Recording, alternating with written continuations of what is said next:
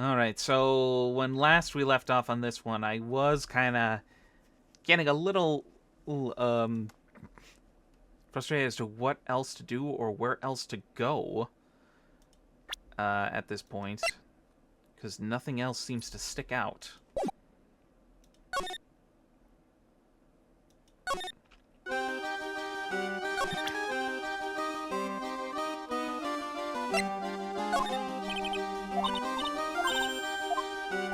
Nope.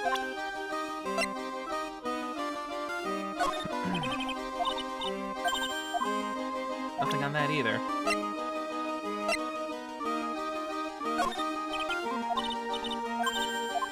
And nothing.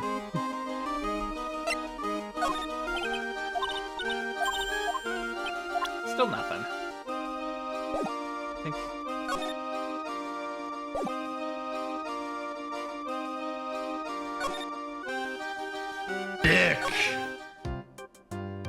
Yep. Okay, yeah, that's right. Hey, this guy is missing his puppet and won't talk otherwise. The question is, where is it, though?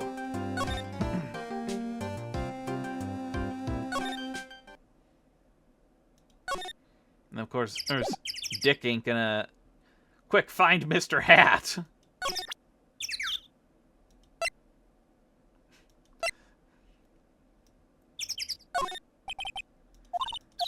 Can't tell anything.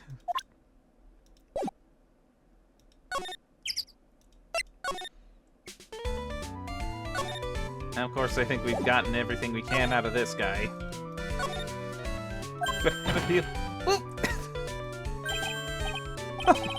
What a wonderful fall, girly.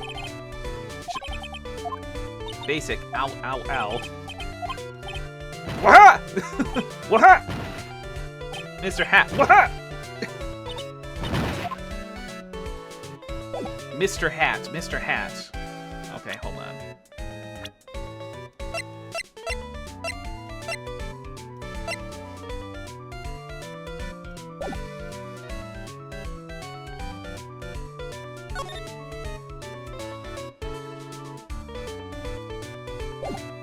Show evidence of evidence to the clown?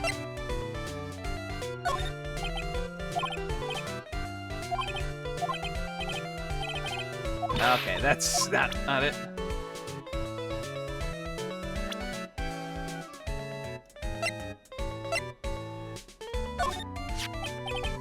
Ah, Ben! How is he doing? He's a ventriloquist, isn't he?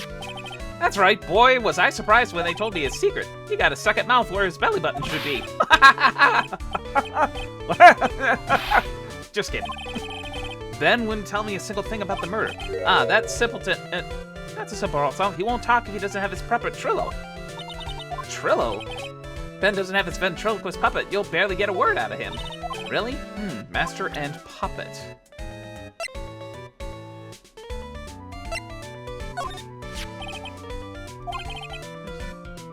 Thank you for the pet's woof. Welcome on in. Keep it a little puppy, a Maltese. That Regina. If only my Lorena was that cute. Lorena? Ah, Lorena's my daughter. She lives with her mother now. Hydrate Regine got replaced. I figured because of how often I'm going to be reading and voice acting, I figured I would just turn that off. Because I'll just then hydrate as needed. So that way my voice doesn't get shot. But there is another redeem that I did manage to add in. Now you can be shocked with me.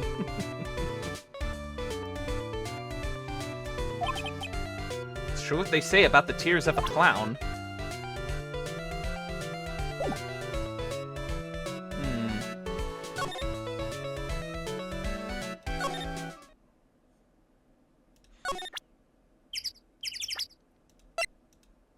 Let's see.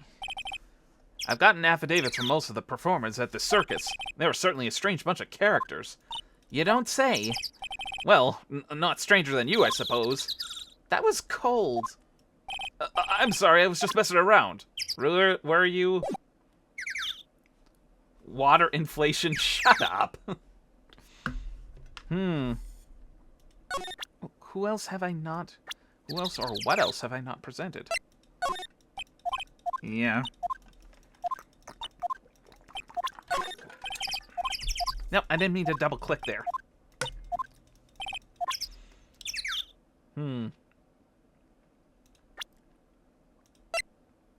It's not going to say anything about that.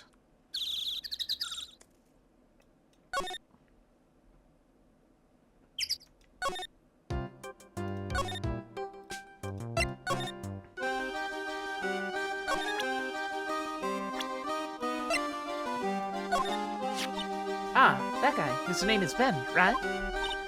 Huh? You don't know him? I don't know. He didn't really catch my eye. He's friends with Trillo, right? Wait, we're the ones asking the questions around here.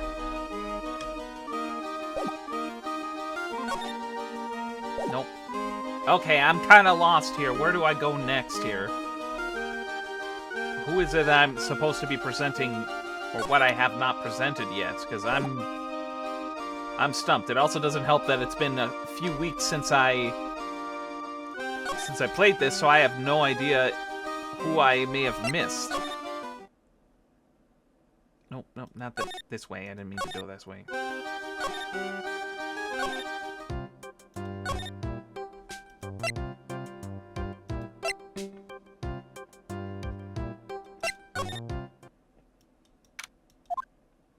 Hey! Oh, it's my two sweeties. Welcome to the detention center. Okay, I think this counts as a development. Did he just call me his sweetie again? What's on today's agenda? What can I help you with? Well, we've gathered quite a few clues. Wonderfully fantabuloso. I mean, fabulous. That's why we came to meet with you again. What's wrong? Quit making such a scary face. Okay then, Max, let's make this absolutely fabulous. I know that he is locked. If the game announces the time, it means progress. Yeah, I figured. We heard a lot about you at the circus, Max. You mean from the dinosaurs? How were those Jurassic geriatrics? Max, you aren't very popular with the other performers, aren't you? Yes, sweetie. That's what they call jealousy. Jealousy. They're absolutely jealous of my fabulous self. People who really understand can see the obvious differences between us. People who really understand? For instance, my sweetie pie. So Regina understands him, huh? I plan on getting married to her. She is truly the sweetie pie princess. Wow, that's so cool. It's already in the works. Oh? That's strange. Regina never said anything about actually marrying this joker. You met with the ringmaster on the night of the murder. Yes, I was with him around 10 p.m. once I was done with practice. Wait a minute, was it? Oh, no autopsy. I went to his room after we finished. They found the ringmaster's body in the plaza in front of the lodging house. Yeah, I heard about that. He needed to step out for a bit, so I waited in his room for him to return. Huh? Sorry, Max. I have something I must attend to right now. Do you mind waiting for me right here? It's pretty cold outside. Where's your coat? It's alright. I'll be right back. Should take only about 10 minutes. And then, I waited for him. But he never came back. Did he go to the plaza where the body was discovered? Possibly. The snow had tapered off a bit, but it was still very cold outside. But I had no idea what he went off to do. And then, of course, we have to... I don't know if we have everything to break the locks. How many locks does he have here? Take that!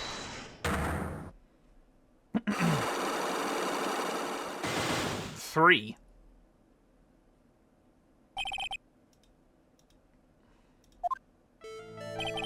Last night, you met with the ringmaster, correct? To negotiate your salary and such. Exactly. We reached an agreement about the salary for my 6-month-old contract. That's the truth, the whole truth? What do you mean? You just went to his office to negotiate your new salary? I hate lies, and I hate liars even more. What are you insinuating? Do you have any proof that I did something other than negotiate my fee last night?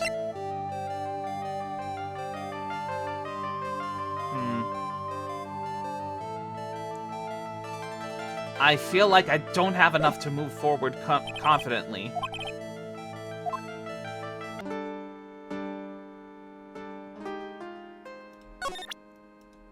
Oh, what about this guy? I can't believe a guy with that ugly mug is after my sweetie pie princess. Especially after she has eluded my charms for such a long time. There isn't much you could do about that, right? You haven't even been truly in love, have you? When you're truly in love with someone, you'd be jealous of their mirror because it traps her image inside. Aw, don't you think that's sweet of him, Nick? I'm gonna get back with my sweetie pie. Then I'm going to turn that dumb puppet into a toy glider. I guess you two haven't worked out your differences yet.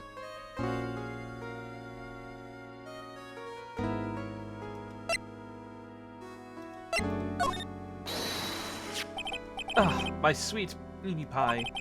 She must really be lonely with me all cooped up in here. Actually, she was laughing and rolling around with her tiger. She's my special someone, and I'm her special someone. Uh-huh, very complex.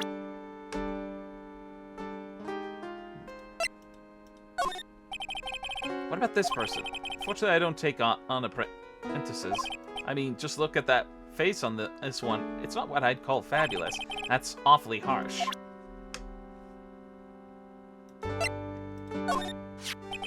Just between you and I, he wasn't a bad guy at all. I can say that for sure. That's the first time I ever heard you say something nice about someone, Max. He must have really been a nice guy.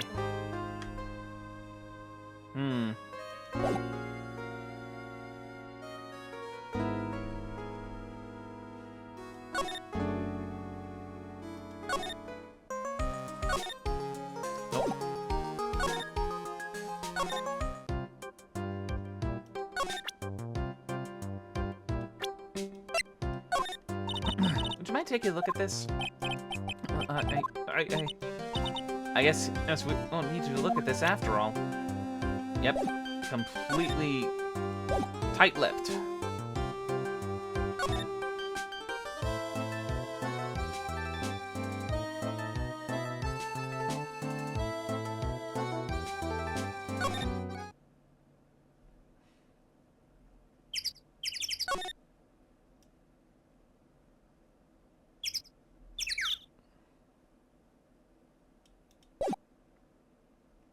Again, there's got to be a lot that I...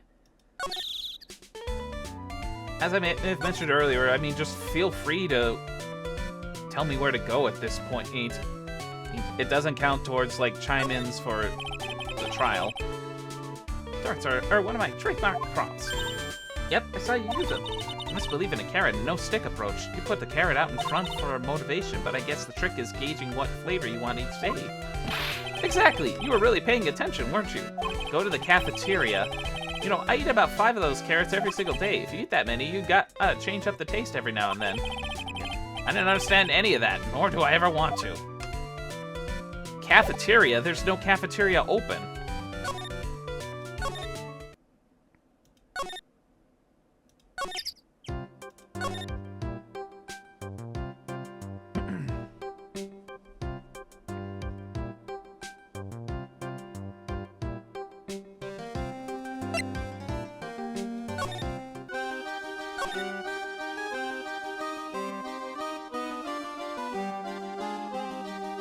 Wait a minute. Hey, it's a rope. Probably for tightrope walking. That's a bit strange. There weren't any tightrope walkers in the show when we saw it.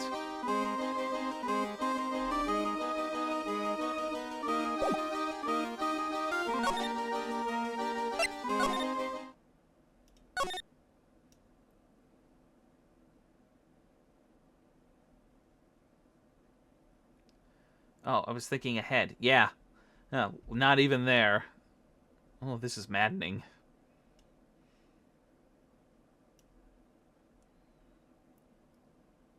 Might need to see a guide then, because I don't know. Yeah, wherever this...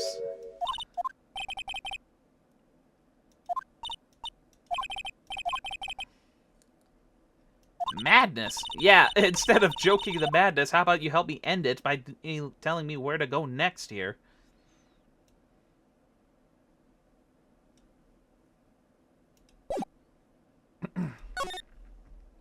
Because I feel like I don't have enough to move forward with trying to break Max's locks.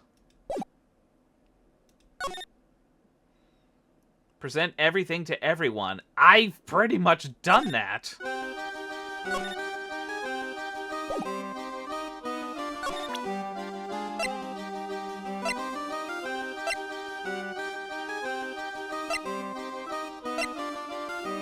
But again, I've lost track of where everything... Yeah, I've lost track of everything over the weeks. This silk hat is Max's. That's right. It's beautiful, isn't it? I thought up the idea for wearing the hat. Ah, really? Yep. He took my sketch to the hat shop, and they made a custom hat for him based off the sketch. It's the only one of the silk hats in the entire world. Isn't that cool?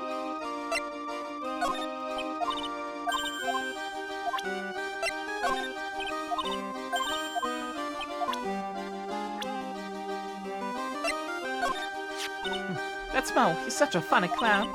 He's been a good friend of my dad for a real long time now. He was good friends with the ringmaster? My dad always said, when it comes to who I can entrust the circus to, it's definitely Mo. Yep, that clown is one lovable stooge. Don't you think so, Nick? No comment. I've already presented that. After practice was over, Dad went right back to his room. His room? Yes, that door right over there leads to the ringmaster's room. I don't know why, but he went off to his room in a hurry. I wonder what happened.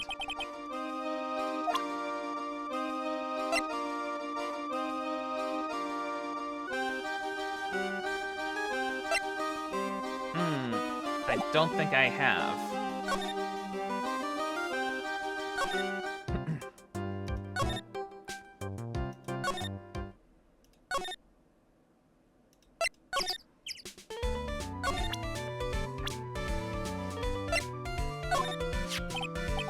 He thinks he can kill the ringmaster. It's only just that he should die too.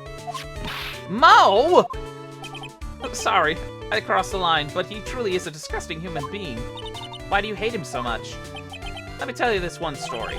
The morning before the murder, something terrible happened. Max clonked Ben right over the head, as hard as he could. Ben? The ventriloquist with the speech impediment? You should go to the cafeteria and investigate for yourselves. The cafeteria. Let's just say there's gotta be be something interesting there. Ah, yes. The very big circus is very big, isn't it? You should always carry a map with you to get around. Now I think we're getting somewhere. Ah, thank you. This is an atlas! Oh, I killed myself, really. I'm dying here. Coronary! Now he's just laughing to hear his own voice.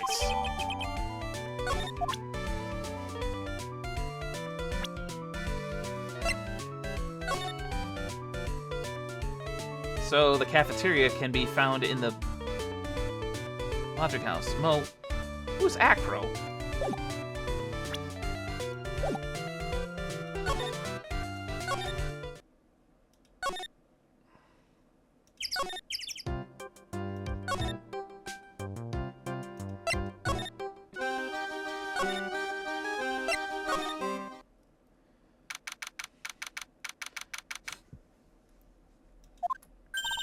Ew, this place is gross. This must be because of the last night. They didn't have time to clean up after dinner because of the murder. That reminds me, what was it that Mo said? He said that yesterday morning Max clonked Ben over the head and here. He also said that there's gotta be something interesting here. Nick, what's gotta be interesting? Don't ask.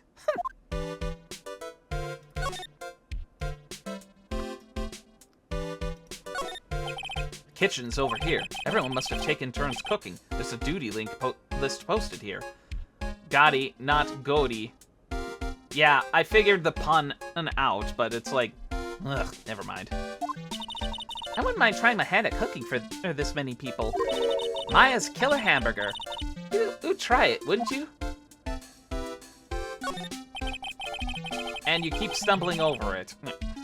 It looks like they left exactly as it was on the night of the murder. They didn't seem too worried about cleaning up the dishes, did they? Looking at all these dishes is making me hungry. Let's go get a burger at the snack stand outside, once we're finished with the case. Alright, then let's get this over with, Nick. Here we go. Whoa!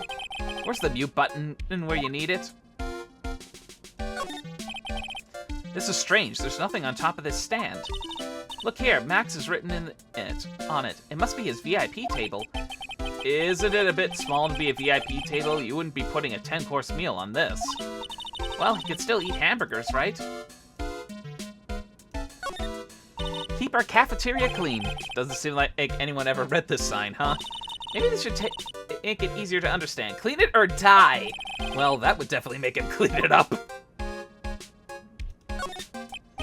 Ah, bulletin board for, bulletins.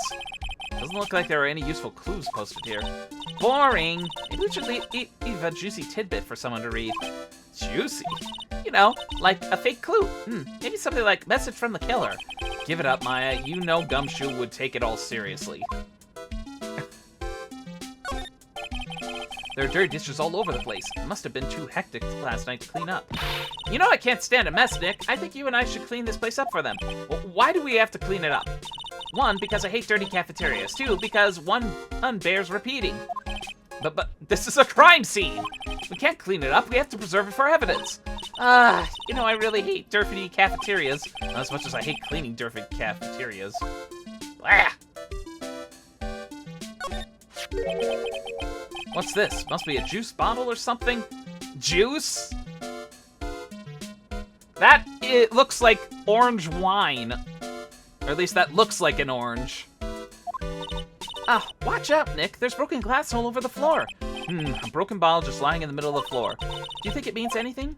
There's gotta be something interesting here. Huh? Looks like we're going to have to go back and meet with him. Him? Broken bottle added to the court record.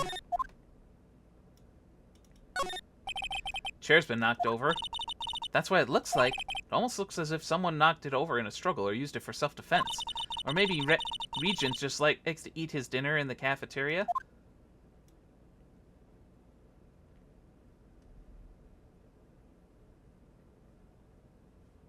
Nothing else here. Alright.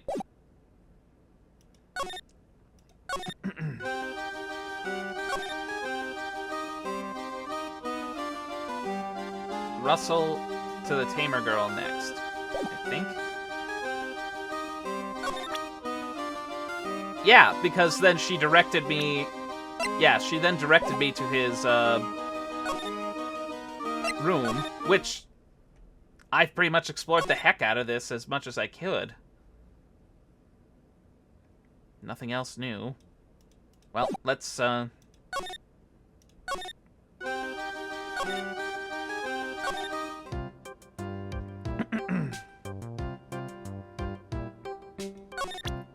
wonder. Yep. Okay, maybe he was being, the clown.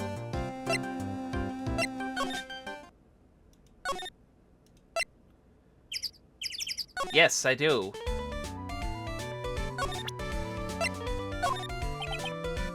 Anything come to mind? Comedic.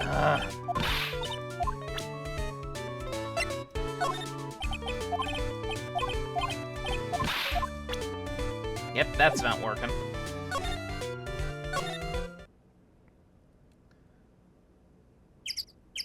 Max the bottle.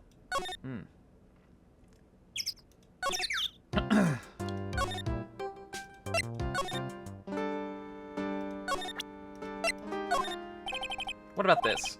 Fabulous. You'd like me to sign this for you? No! Ringmaster's papers, too. Yes, I got those. Can I ask you what...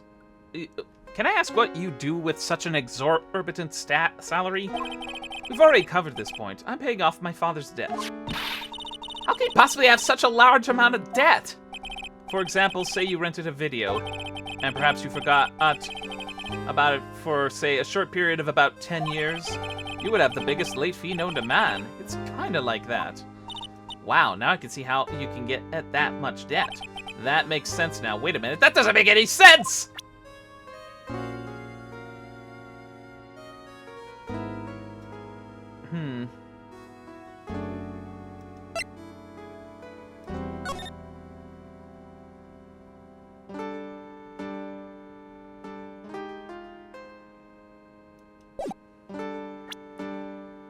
3 fabulous symbols.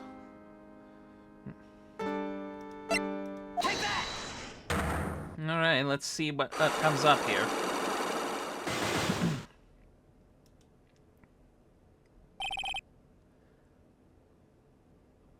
He doesn't have enough evidence still.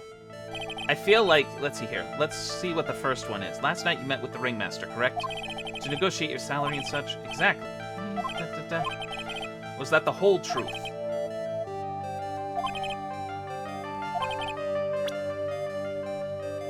Something other than negotiate my fee last night.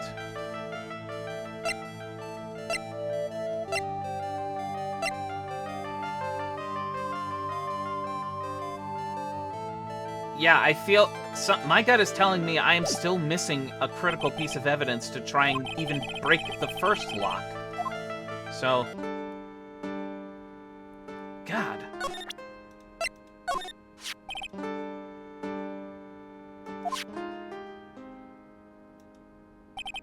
Silk hat, the cloak, the white roses on my chest. Yeah, it just talks about the salary, and to me, that seems redundant, because we were just talking about the salary, so Max is asking what he do other than talk about the salary, and yeah, nothing sticks out. Even the broken bottle doesn't quite ring a bell, or do anything for me. Silk hat, the cloak, the white roses on my chest, they're my symbols. You know I had to cut the number of symbols to 3? Really? You had quite a few to begin with then, huh? Well, I thought that you could never have too many symbols. Sunglasses, beauty marks, soft pillows for lips, a beard, buck teeth. I gave all sorts of symbols a shot. But if I forgot one when I put on my makeup, everyone will forget who I am. That's awful, especially for a magician.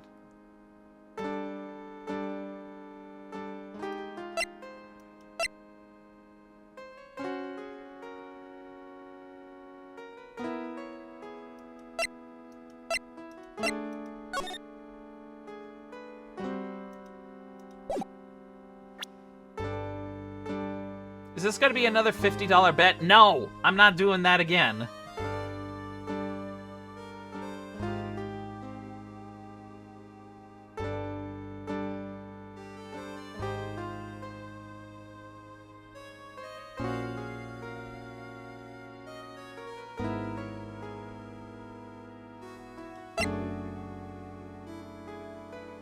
You could give me the $50 instead.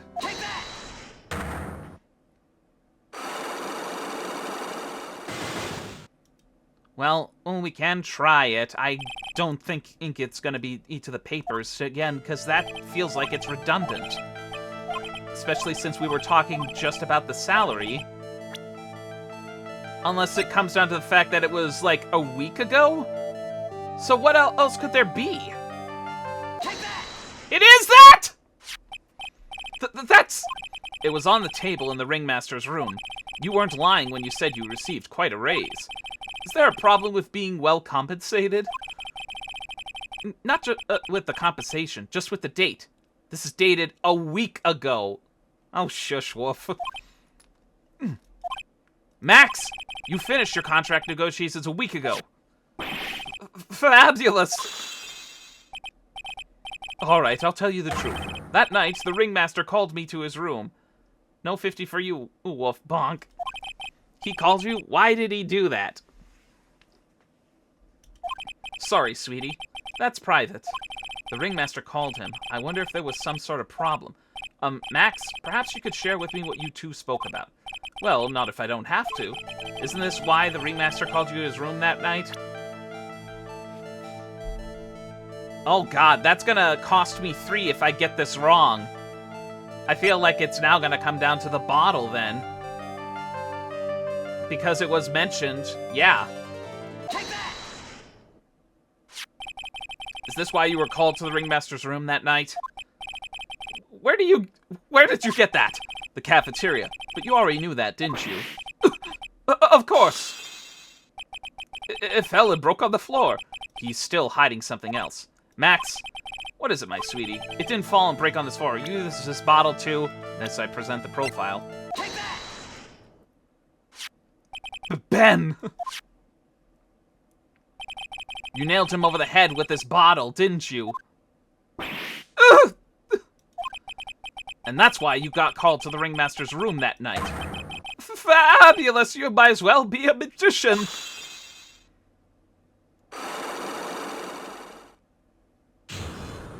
Whew.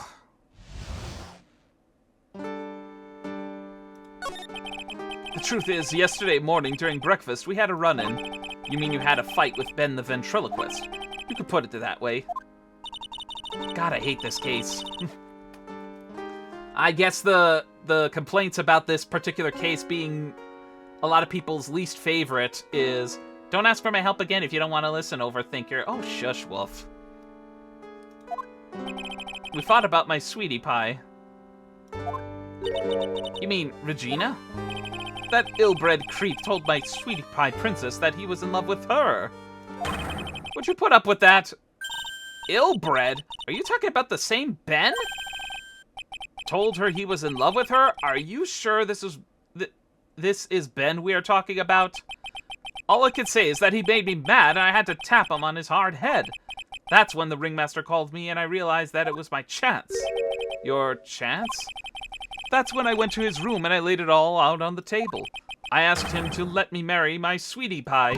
What? The ringmaster told me it sounds good to me. That's why my sweetie pie is my sweetie pie. And no one else's. I see. Since Ben was causing me so much trouble, I realized I had to shut him up. Shut him up? What do you mean by shut him up?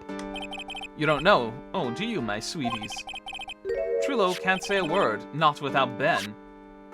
Trillo? The puppet. The ventriloquist's puppet. His real name is Trillo Quist. Yes, pun on ventriloquist. But a puppet doesn't talk. I know, that's why I hid it. Before the police came and took me away, of course. If that puppet started flapping off at the balsa, I'd be screwed. You hid him? You mean the ventriloquist's puppet? You are so smart, sweetie. Where did you hide him? What? Sweetie, you aren't thinking of trying to add him to my defense, are you? Well, Ben does seem awfully lonely without his puppet. Fabulous! That should have taught him a lesson. Okay, I hid Trillo in the ringmaster's room. You don't mind going there and getting Trillo for me, do you, my sweets? No problem. Not at all. Thank you, Max. You know I can't stand to see my sweeties in a jam. Then don't go hiding puppets.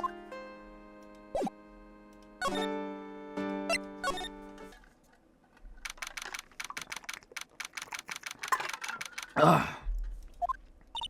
Huh? Ben's not here anymore. Yeah, I wanted to ask him something. It's cold out. He's probably in the tent.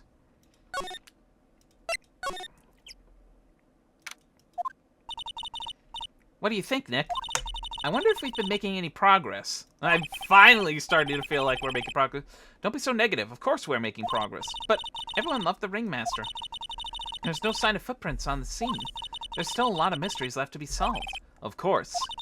And now Regina isn't here. I'm not seeing how that's related.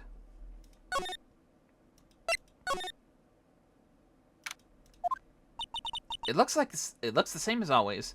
A great big mess. Considering how messy it is, I bet they wouldn't notice if another poster went missing.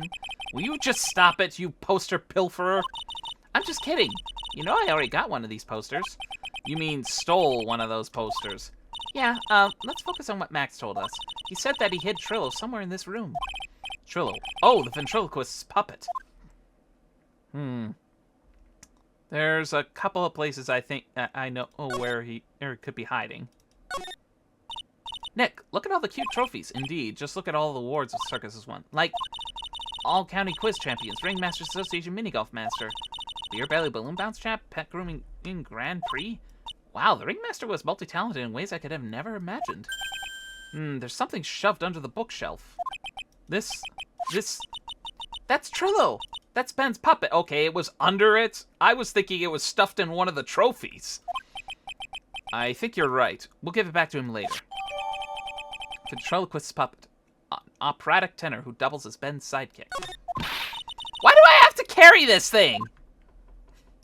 It'll probably keep you out of trouble.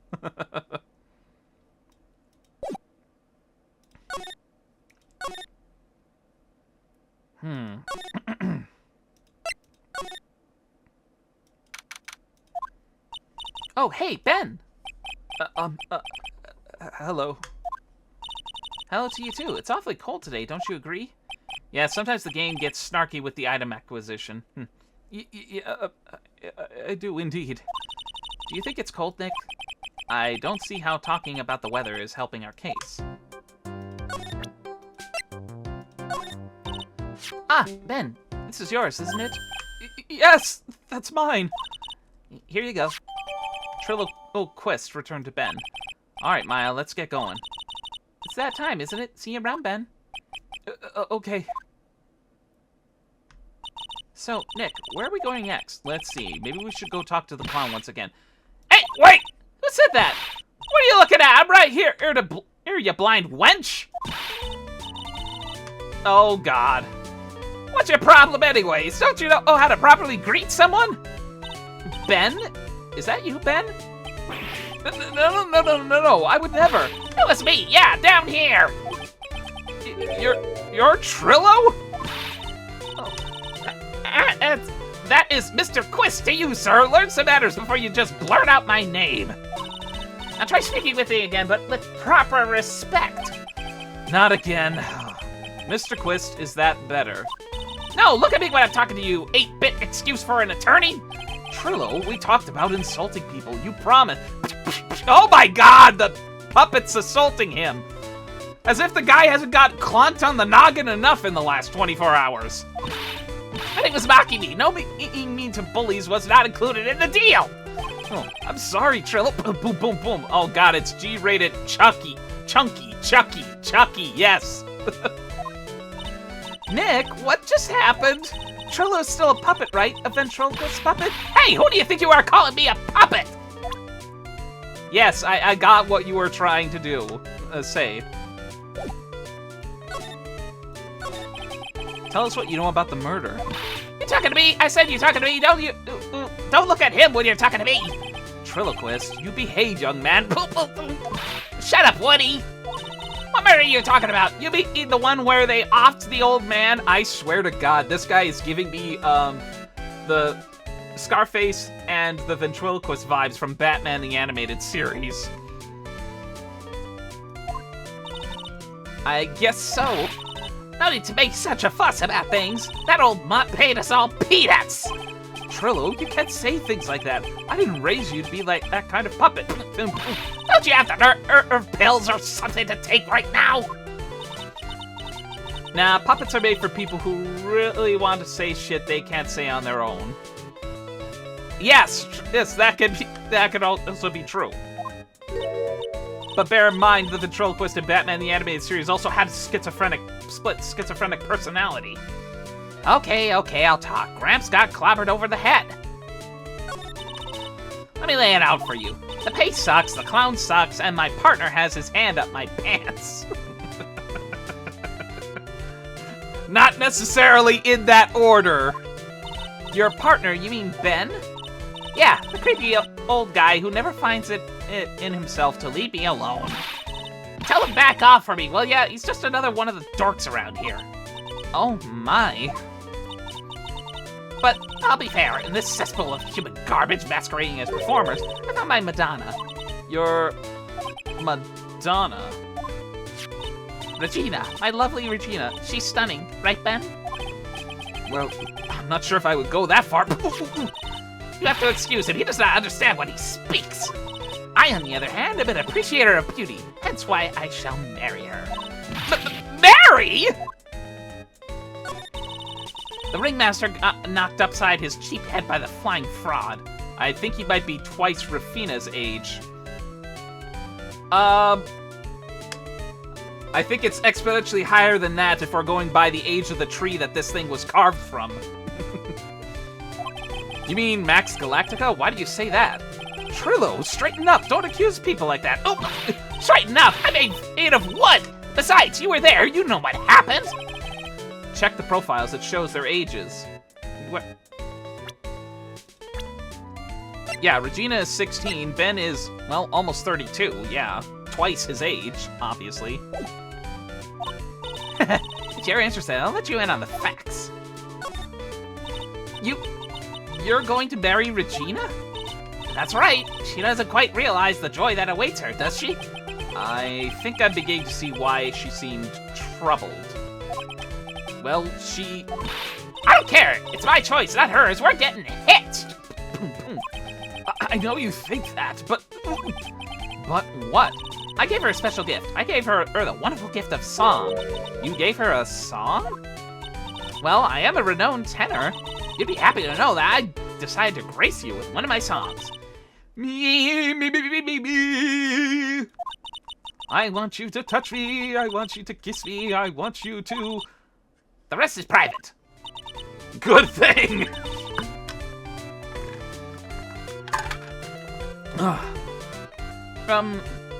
The melody is pretty good. But those lyrics, I think they need a little work. Bad touch, stranger danger! Who asked you? I'm the artist here. Thanks. Now that Trillo's here, does that mean you can talk normally now? Hey, buttface! Ah! You must be looking forward to tomorrow, aren't you, Mr. Ambulance Chaser? You know, it's time to get rid of that pesky magician once and for all. Trillo? Enough jibba-jabba, let's get to court already. Hey, wait a second! Nick, what's going on?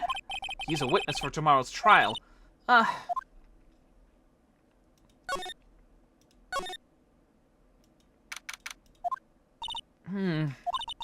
in the world happened with Ben and Trillo? Quite a pair of those two. What did that puppet sing anyway? Oh! Oh no, now what? Ah, yow! Ah! That monkey must be after the badge.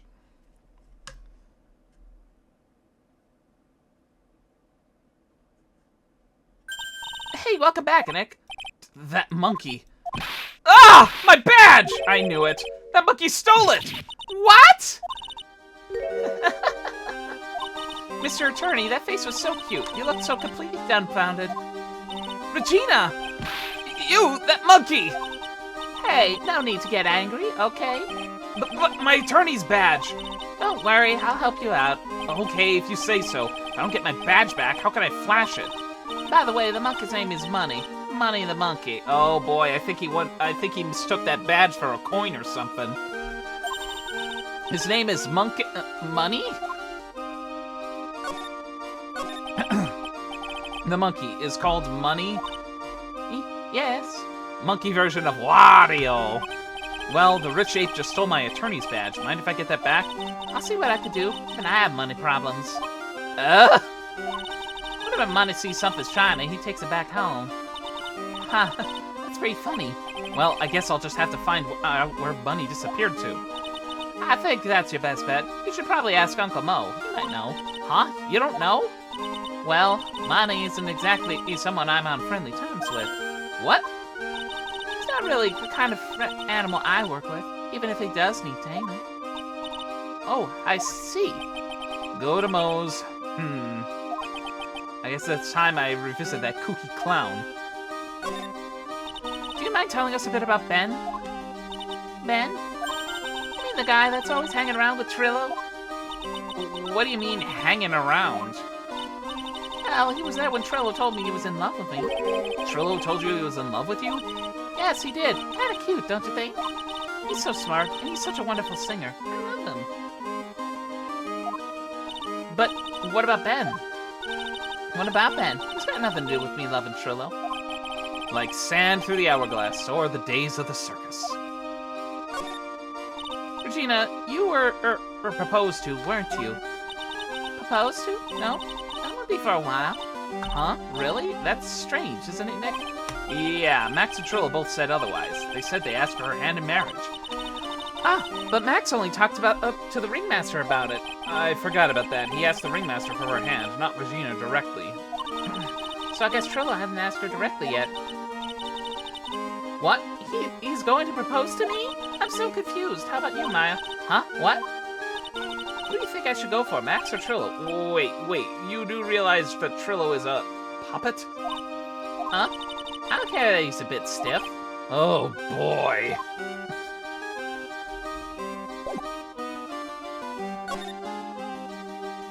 Okay. entrance.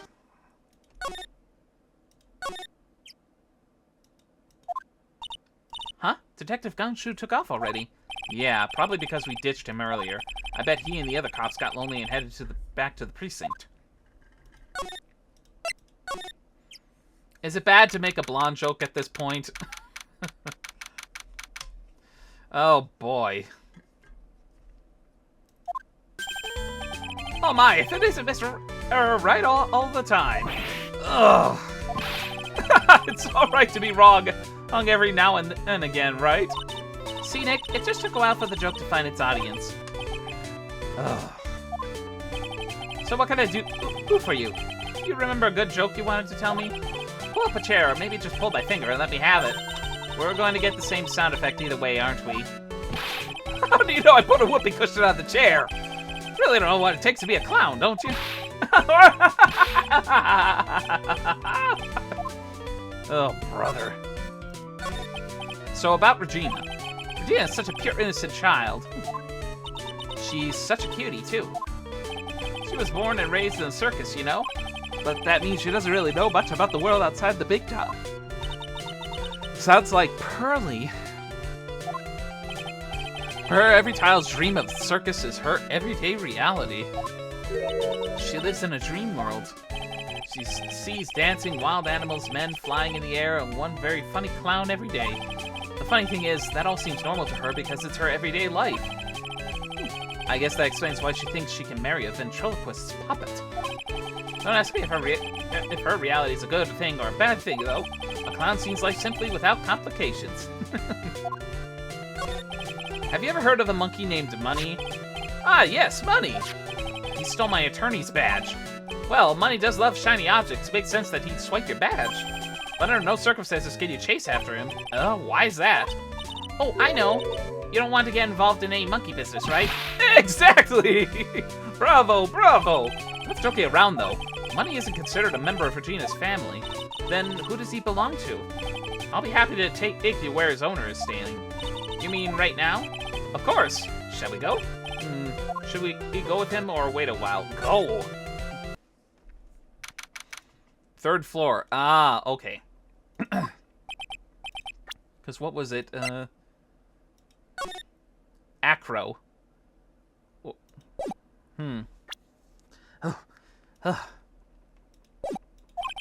This is it. What's wrong, Mr. Wright? I can't breathe. Don't be such a wimp. You only had to climb 2 flights of stairs. Anyways, this is the place. Acro's room. Acro? He's acrobat. It seems like he's not around today. That's a big pile of junk over in the corner. I don't think it'd be wrong to assume that Phoenix's stuff is over there, too. Just be careful to make sure you've got the right stuff. Thanks, Mo. See you later.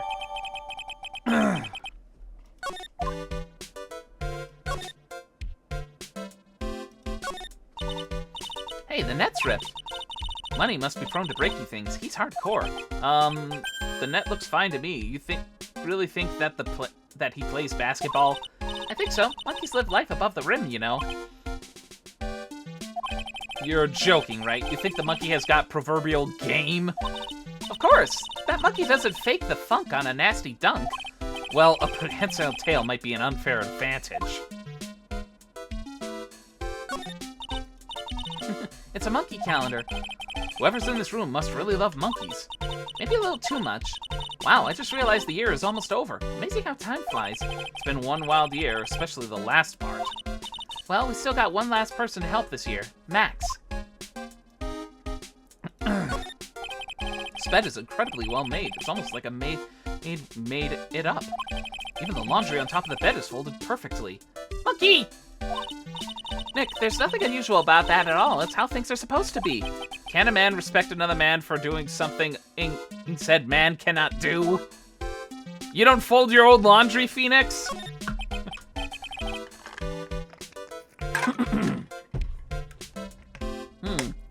He's got a barbell. Look around, everything he's got for upper body training. Wait a second, these are the same machines I've seen on TV all the time. Hey, Nick! What? I don't have this one. This barbell here is a new model. Don't overdo it, Maya. You don't want to end up like a muscle woman.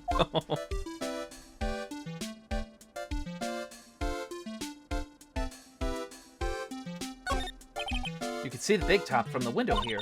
There's no snow on top of the big top. Kind of weird, don't you think? The inside of the tent is warm, so any snow that lands on top of probably melts. I guess you're right. The snow probably just slides right off. Holy cow, there's a fork and a mirror. Everything's shiny. There's even a really cheap-looking knockoff wristwatch. Look at this. It's a trophy. And it's really heavy. Nick, I found it. Your badge. It's right here. Return to its rightful spot on lapel. Thanks, you really saved me. Huh? What's the matter? Did you find something? Yeah, check this out. It's a ring. There's something engraved on it. From T to R. T to R. Trillo to Regina.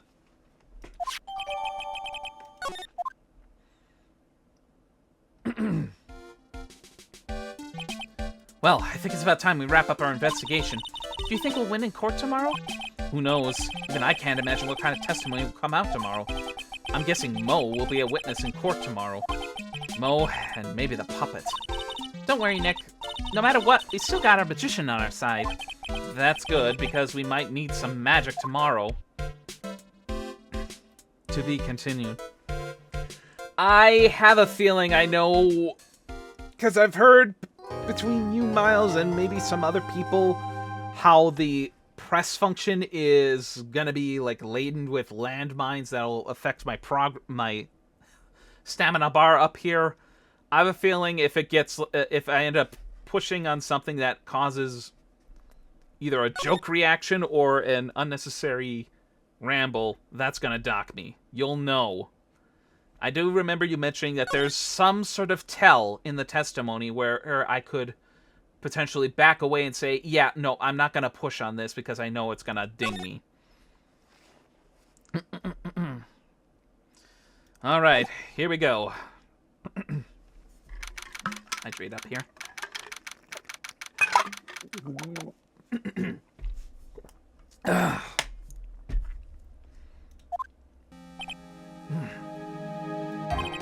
Good morning, Max. Max? Milk. What? If I don't have a glass of milk before I go on stage, I just can't function, sweetie. Stage? Don't worry, there won't be a stage. All you have to do is sit down. I guess. Nick, Max is really nervous. That's understandable. Hey, my sweeties. What? You don't think I should fly, don't you? Huh? You know, you've got to make a good first impression. When I enter the room, maybe I should fly in and warm up the crowd a little. No. We can't be having you flying around in the courtroom. It just wouldn't be right. Imagine if you hit someone. Don't worry, Max. Just do what Nick says and everything will be okay. Oh, sweetie. What is it this time, Max? Why don't you try flying into the courtroom? I can see it now. The dashing young lawyer flying fabulously in from above. One glimpse of that and everyone in the room will be on your side. Max, really, no one needs to fly today. Nick, what's with that look in your eyes? I like the sound of that. Dashing young lawyer flying fabulously. Oh no, Nick, don't even try. 10 a.m. District Court, room number 2. Order in the court. Will everyone please rise? And now the case of one... Wow, what? Your Honor, get on with it. Oh, sorry, I just realized that the defendant's name is Billy Bob Johns. You know what? Fuck your order. Yeah, oh. So, well, isn't the defendant also known as Maximilian Galactica?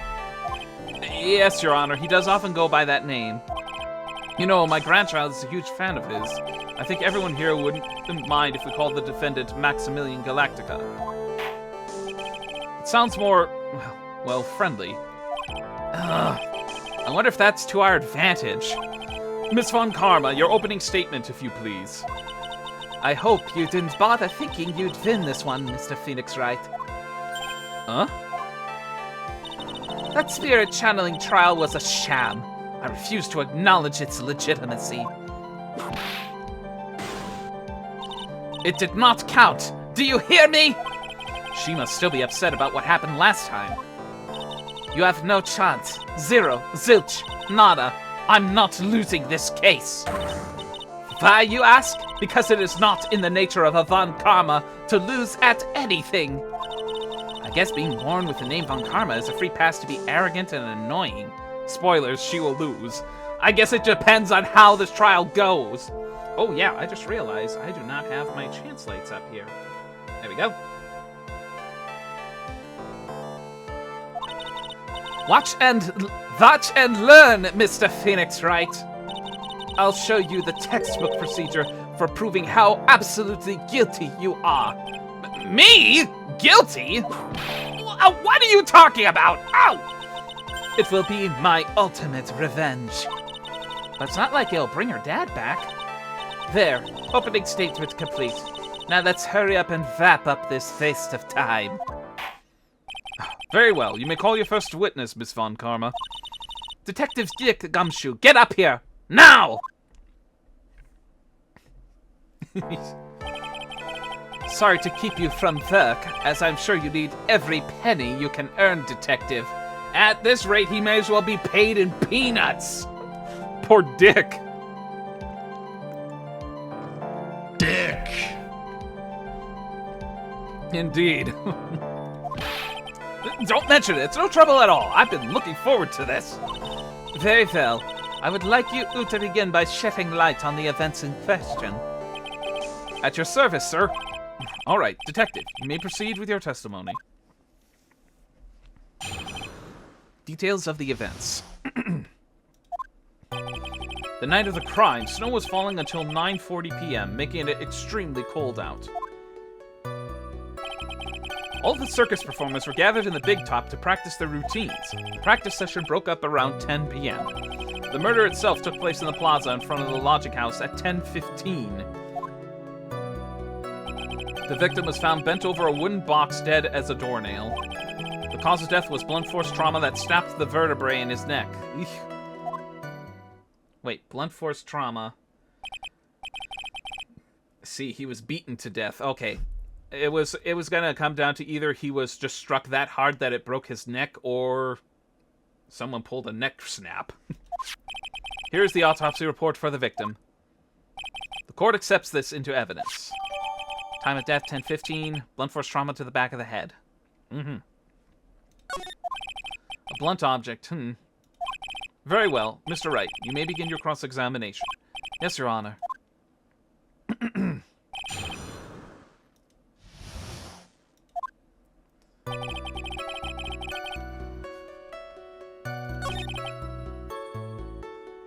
Alright, let's begin. When you say all of the circus performers, who do you mean? Everyone but the dancers and staff were there. Regina the animal tamer, Mo the clown, Ben the ventriloquist, and of course the defendant, Maximilian Galactica, and his victim, the ringmaster. Oh, I almost forgot. Regent the tiger was there as well. Out of curiosity, what about the circus monkey?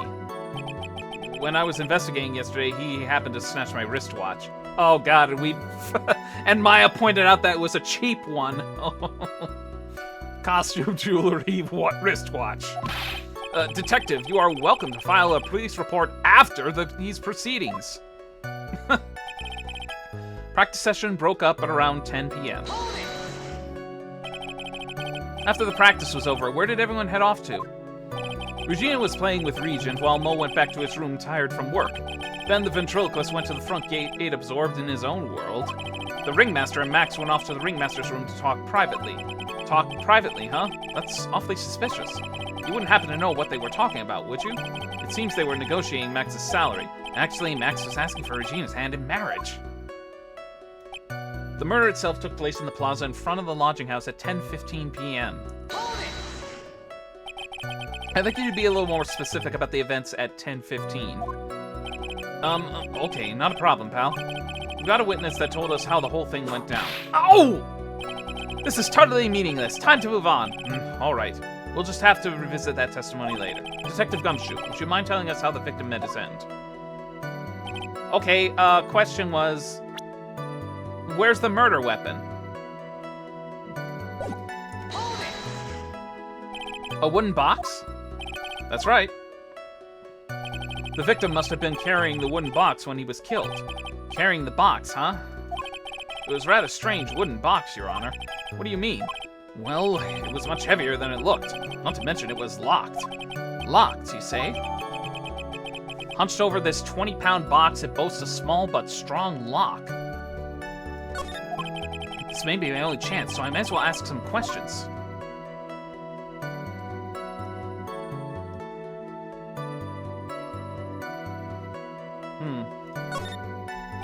You said the box was locked. How exactly was it locked?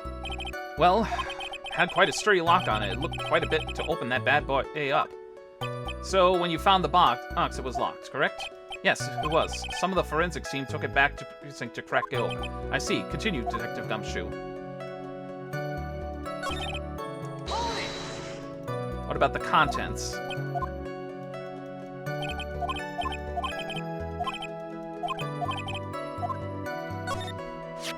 Do you mind telling us what was inside the box? Well, when we found the box, it was locked tighter than Fort Knox. So we took it back to the station, cracked it open. All that was inside was this little bottle. Bottle? What is that, Detective? Exactly what it looks like, Your Honor. It's a condiment bottle. What's inside the bottle? It's filled with pepper.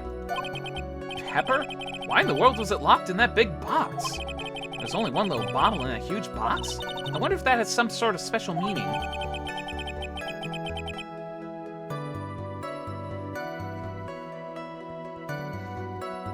Okay, something tried to click in my head. I'm just trying to push it aside for now so I know what's kind of going on. So I can focus on what's going on. According to the autopsy report, the murder weapon was a blunt object, correct? You've done your homework, pal.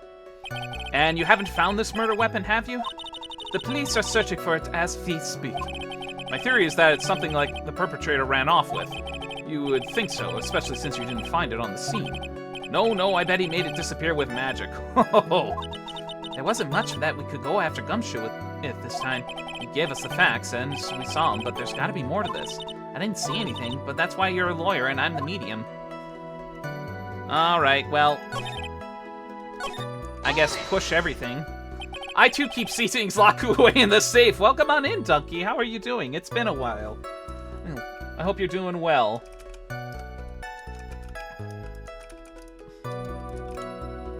Thank you for the pets too. I hope you had a good Halloween. It was just quiet. I was just visiting family, and now. Ow! Hey, come on! What was that for? I've been here just lurking. Yeah, finally getting back into this game after a month that was kind of pulled out. That was kind of put off by a lot of personal stuff going on. So it's nothing serious, just a lot of outdoor work. I'm just glad to finally get back into it. Now I just gotta get back in the mood. Let me ask you about the snow. It was nearly a blizzard up until the time of the crime. Did it pile up? It wasn't such a big deal. Maybe about 1.5 inches was on the ground. Snow froze in place and stayed on the ground until the next day. Snow, let me see. There's gotta be more to this. What's the matter, Nick? I need to take a look at the court record.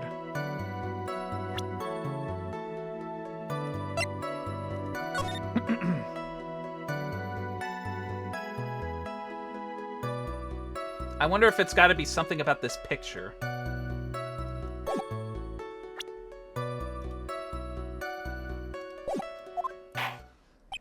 Well, I think we have a feel for the details of the event now.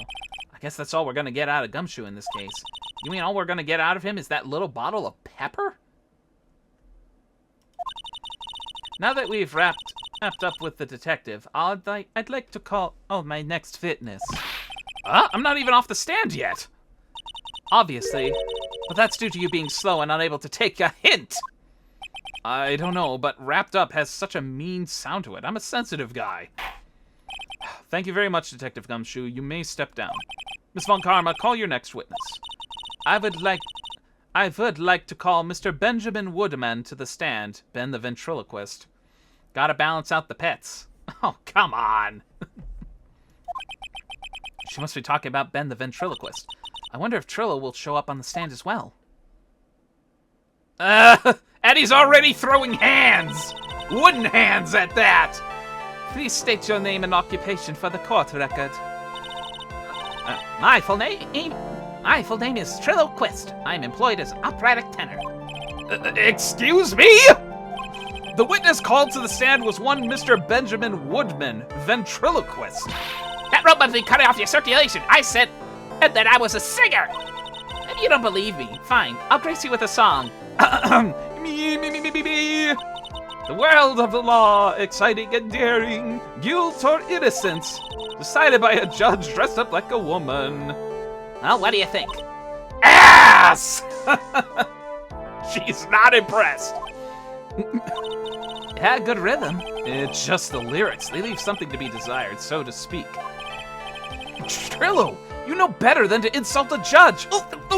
Shut up! Just look at your nose. You'd think you would have the sense to fix it. It's so ugly I want to punch you in the face. I want to punch you in the face on the off chance swelling will help. You know, that your O's is the reason you'll never be an A-list star. Celebrities just really enjoy saying everything that flashes into their minds. What's going on here? Order! I demand to know who the witness is. Don't worry about me, sir. I'll let Trillo handle this. I'm not worried about you one bit. I'm worried about getting testimony in my court. Ouch! You won't get anywhere trying to figure out this fitness. Now let's proceed. Yikes.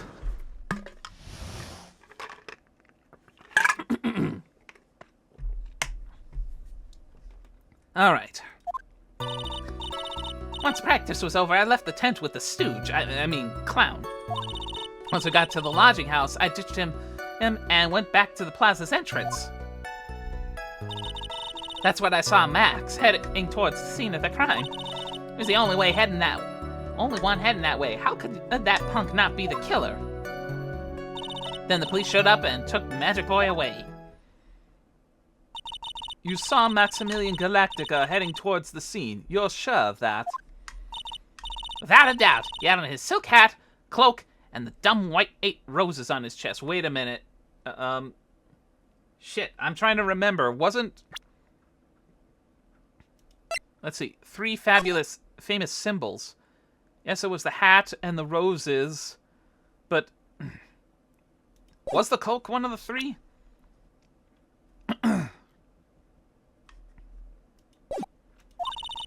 How can you make someone with that crazy getup as his nose stuck up so high? Yes, it is. It's okay. That's enough. I think we all get the picture. Just one thing. You said you ditched the clown. That's right, dress boy. Well, since you weren't with him, could that mean the clown committed the crime? He's got a point. That a shame. It was a nice theory, but the clown can't be the culprit. Why is that? Here's absolute proof. Silk hat? This was found at the scene of the crime. It belongs to the defendant. Without question, he was wearing his signature hat during practice. If the clown was the murderer, there would be no reason for this hat to be at the scene. Well done, Miss Von Karma. Your prosecutorial skills are unrivaled. Well done. Thank you for stating the obvious. Mr. Phoenix Wright, that do you have to say? Okay, I guess she's the boss again today.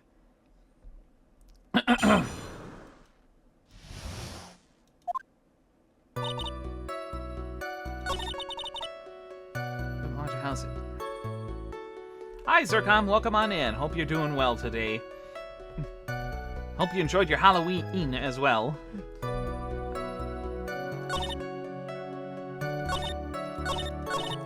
Trillo wouldn't happen to have an ulterior motive for incriminating Max, would he? Well, Max is part of the big, bitter love triangle with Regina, which is probably why Max conked him over the head. Nick, wasn't Ben the one who got knocked over the head? Yeah, I think so. I don't know anymore.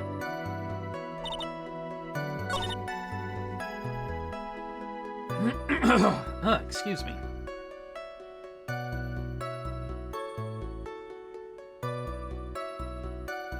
Once we got to the lodging house, I ditched him.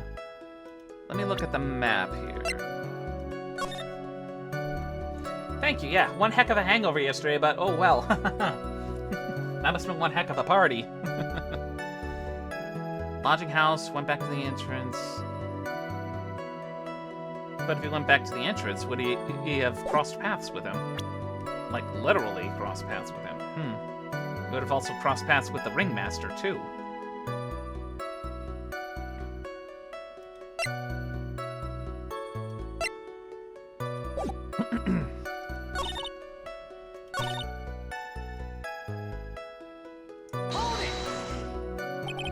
Why the plaza's entrance?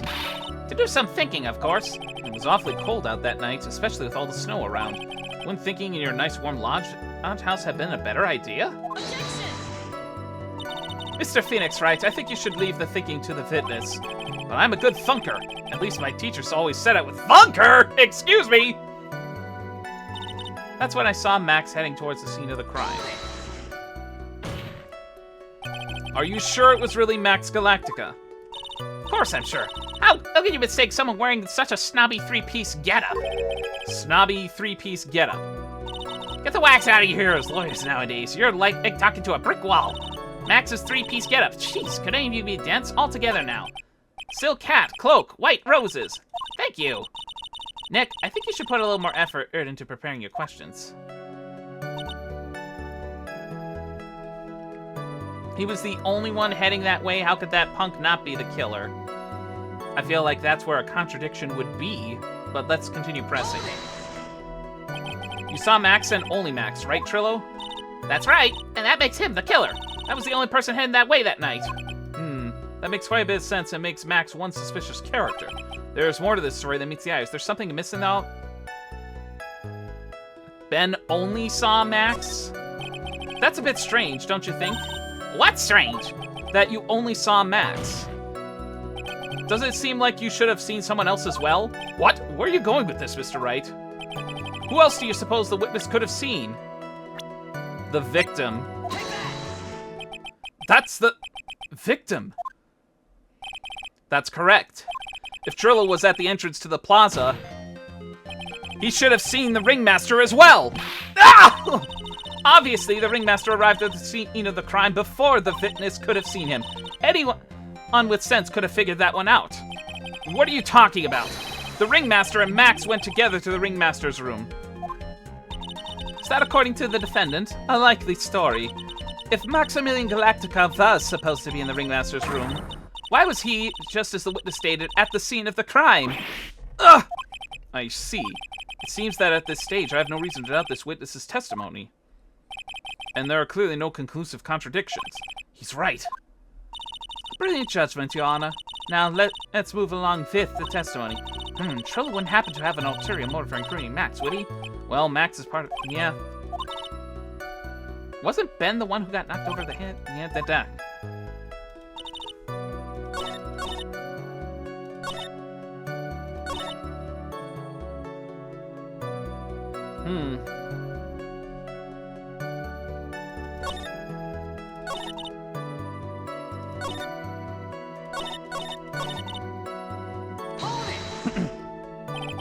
Around what time did the police arrive at the scene?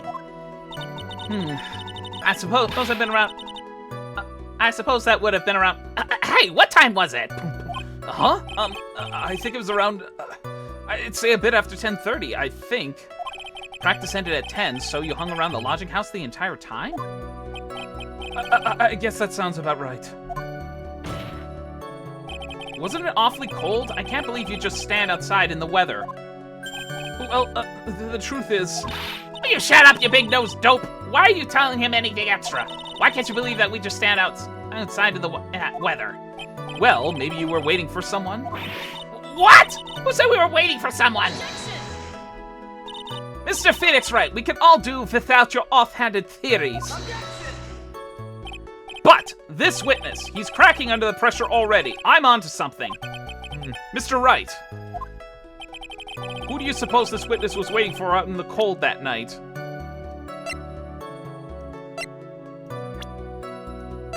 The one on that edge. Okay, it's obviously a split between the two, but I'm guessing it is Regina. Objection! Loud noises! Hello, Tom Smash, welcome on in. It's been a hot minute since we've seen you. How are you doing? I hope you're doing well, and I hope you've enjoyed your Halloween, too. He's probably waiting for the lover. The subject of his affection. Well, if he was waiting outside in the cold... Hello. Well, if he was waiting outside in the cold, it was for one person. Still going, how's things? It's been going good. I was pretty much busy for the last month with some personal projects, and it kept me from streaming for a little bit, but we're kind of wrapping things up for the season. I was going to plan on doing some more stuff outside, but it is windy as heck out there. Well, if he was waiting outside in the cold, it was for one person. And one person only. He was waiting for the animal tamer, Regina. Ah! Wait, what? Hold on a minute. What happened there? Did his head just go flying off? Damn it, I missed the replay on that one. Someone clip that. You borked him. Am I mistaken? Is this true? Well, you can't really ask me that question. Who cares who I was waiting for that night? What's important is what I saw. Don't you forget it. Well, the puppet may be a bit stiff, but he's right. All right. There is obviously a reason why this witness was there that night. He spent all that time waiting for Regina to arrive. Moreover, even if someone else would have walked right in front of him, I doubt he would have paid them a second thought. Wow! Oh my goodness! He absolutely exploded! Head and arms! That makes perfect sense. What did you just say? The witness saw the defendant at the scene of the crime. However, he did not see the victim on his way to his eventual demise. If you accept that, then you must accept that there is a high likelihood that he could have missed someone else other than Max heading to the scene. Ow! There is absolutely no proof that the witness was waiting for the animal tamer. I guess you got me. All right. I'll spill the beans for real this time. It's true. I was waiting for Regina. Pain! Don't volunteer things! Yep, you really came in at quite the time, Tom. Everyone is just pausing and wondering what the heck is going on. Mr. Quist, tell us the truth this time. And I mean the whole truth. Were you or were you not waiting for Regina at the entrance of the lodging house? Pain and the ow! It's definitely flexing my vocal muscles here. Oh, rats, I'm out of that one. Good thing I have a backup bottle.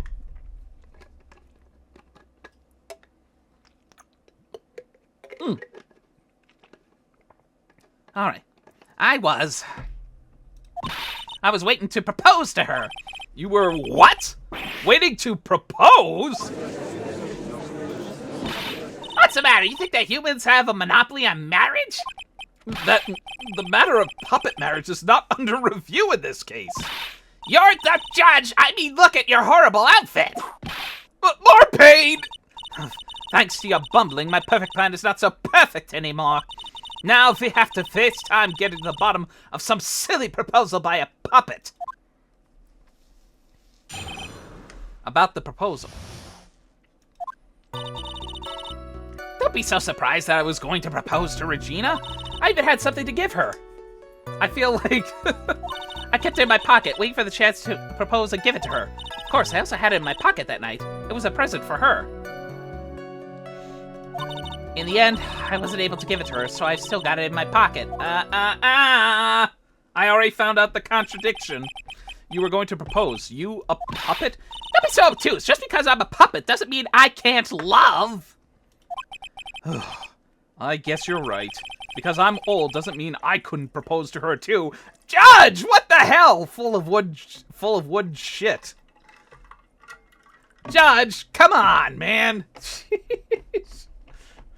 Boy, this case has real... I will say, for as much as this case seems to annoy a lot of people, I will say this is probably one of the most off-the-rail cases I've seen so far. I know you get it, but it's best to press first. Yeah. Yeah, press first, then before jump into conclusions. Exactly. His honor is looking a little less than honorable right now. Gee, I wonder why! Okay, Mr. Wright, please continue with your cross-examination. Ugh. What's with that sigh at the end? Yeah, exactly. It's like, Judge, get your head examined, please. Don't be so surprised I was going to propose to Regina. I even had something to give her. What was exactly you plan on giving her? Not exactly what I was going to give her, numbskull. The only thing I could find that would match Regina's beauty. Answer his question. What was it? You gotta die when you hear this. It's an engagement ring. Engagement ring? What's going on? This game is wild. Apparently, there's a murder case and it involves a love triangle between a 16-year-old girl and an older performer and a ventriloquist dummy puppet. Wow, those two nearly fell out of their chairs. Nearly fell out of their chairs? I'm surprised they're still in their chairs after that. Mr. Phoenix Wright's joke has gone too far.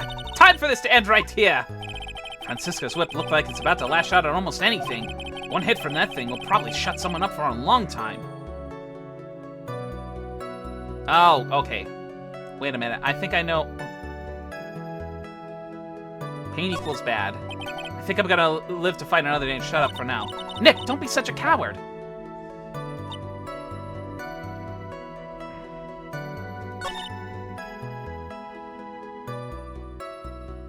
Go ahead.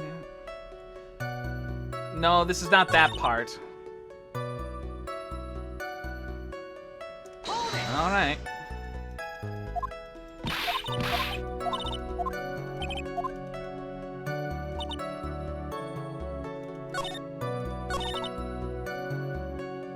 Push on, you always press on.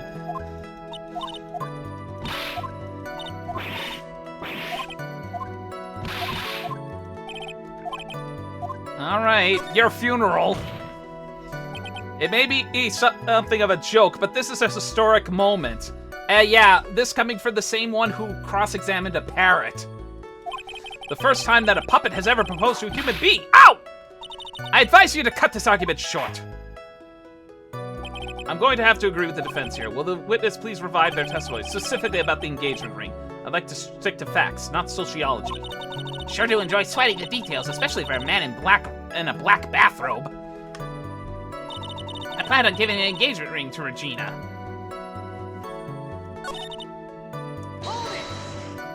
Oh wait, I think I already... Whose pocket was in? Mine, of course! What a stupid question! You gotta be kidding me. You think Ben could pull all that off?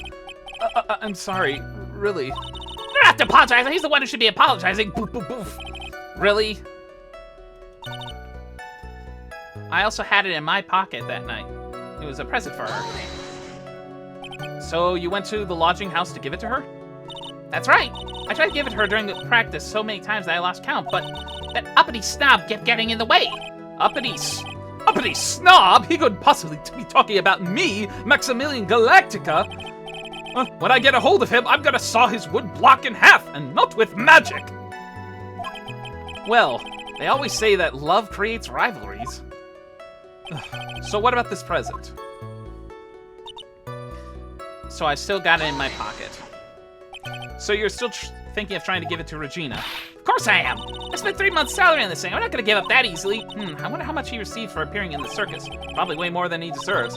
How about it, Nick? I think it's about time to unwrap this toy's testimony. That's the spirit, Nick. Give him heck. The judge has that dazed, confused look again. Maybe he should get out more. So it's still in my pocket. Really? Then what do you call this? Trillo, do you mind if I show you something? What is it? What is it? What are you talking about? Uh-oh, looks like they're going to double team me now. Do you recognize this ring? That's mine! Give it back, thief, thief! Didn't you just testify about this very object? I believe you said in the end I wasn't able to give it to her, so I still got it in my pocket. Why then do I have it right here? Ah! What's going on here? That's Ben, say something! Boom, boom, boom. Don't put me on the spot like that, Trillo. I found this in Money's room. Shrapnel. Money's room? You mean in a room they put money like a bank vault? Ha! That filthy money has got to get what's coming to him! Mr. Quist, I would prefer if you avoided slandering innocent fiats in my court. Well, Your Honor, Money really is a monkey, in every sense of the word. I see. Well then, Money likes to go after the shiniest things that he can find and gather them up. Shiny things? Trillo, when was this ring stolen from you? Well, I suppose it was that time, you know, that night, the night of the crime. What did you just say? Details. I need more details. Well, it was stolen right after Max showed up in the plaza. Right about when you saw the defendant walk past, correct? Well, I guess you might be able to say that. The ring might have, well, could have been taken around that time. Ah! Yow! Oh! In the same manner as the badge.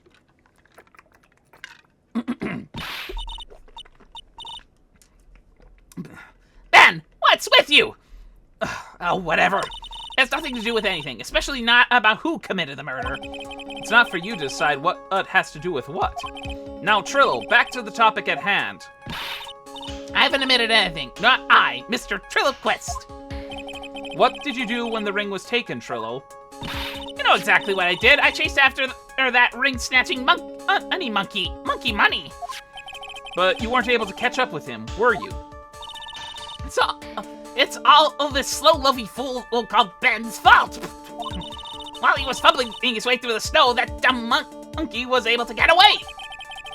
That is indeed an incredible shame. Well, this does indeed prove one very important point. Prove an important point? That could possibly be. Ben's testimony has a flaw. There is a huge contradiction in his witness testimony. Contradiction?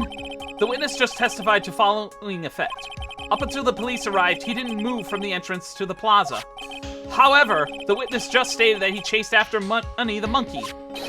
When the witness was off chasing Money, there was no one watching the plaza. What is the meaning of all this, Mr. Phoenix Wright?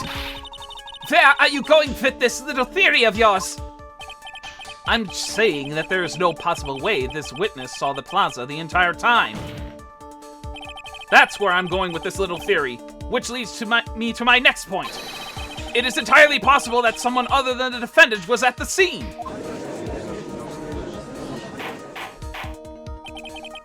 Interesting, Mr. Wright. Well then, tell me this, Mr. Phoenix Wright. Do you have any proof that something slipped past this vigilant ventriloquist? Well, he obviously didn't see the victim, the ringmaster, arrive on the scene. However, that doesn't change the fact that he saw the defendant arrive. The witness is lying. He is blinded by his rivalry with Max. Well, the defense's argument does hold water. This witness does have a theory of history of animosity towards the defendant. What? How dare you? I wouldn't lie just to get the dork face in trouble. He's not even worth it. I saw him, no doubt about it. I saw that worthless liar.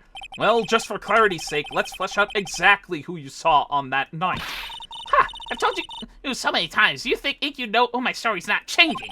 You've already changed your story, Stick Boy, and I'm sure it'll change some more. Where there's one lie, there are usually many more behind it. Exactly, Maya. That's why we have to keep after him. Yeah.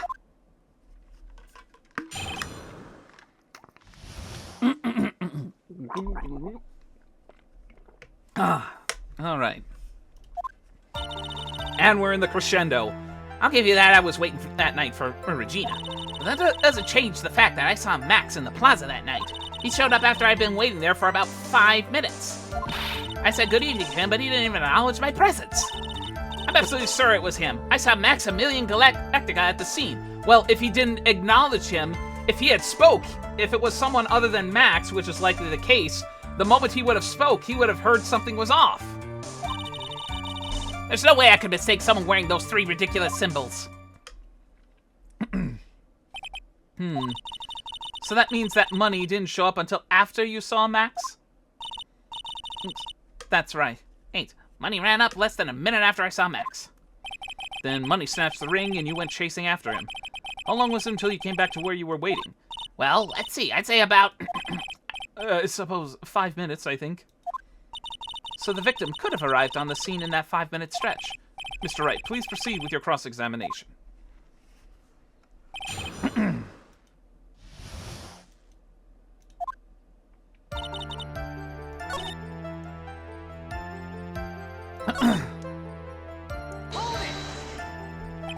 About what time would you say these events took place?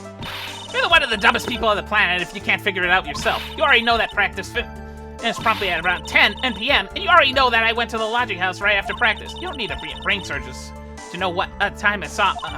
Just had 10 minutes. I'm sure you could do that. Now, what time was it? Indeed, what time was it? Ow! I'm not good at math! It was 10:10 p.m. Ah, yes, that sounds about right. Sounds about right because that's the time I saw Max on the scene. I said good evening to him, but he didn't even acknowledge my presence. So you testified that you said good evening to Max that night. You must enjoy asking incredibly obvious questions. You say good morning in the morning and good afternoon during the day, right?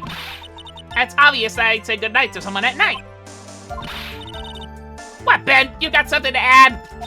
Let me guess. That's not it, Trillo? You say a good evening at night? I'm sorry, Trillo.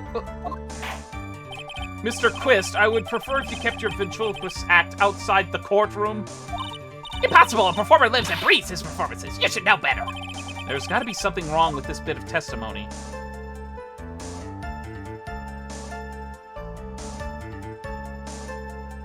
Yeah, the evening greeting.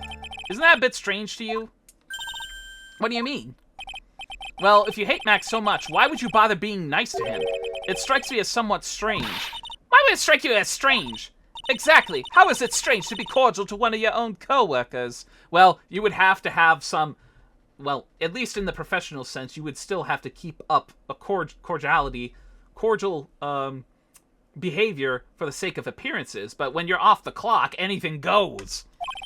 Well, if it was simply just being cordial to a coworker, I would understand. Ow! That hurt! Maybe you should just think of having some proof before your lips start flapping next time. Proof is everything in this world. You should have learned that back in grade school. There's no reason that Trillo would ever say something nice to Max. How do I go about proving that with evidence? Bluffing is everything in this world. But I'm sure you've already learned that one. I guess I can give it a shot. The witness will resume his testimony.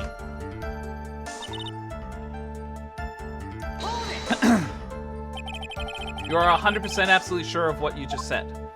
I told you already. Jeez, I'm 100% absolutely sure. There's no way that he could be any more confident than that, right?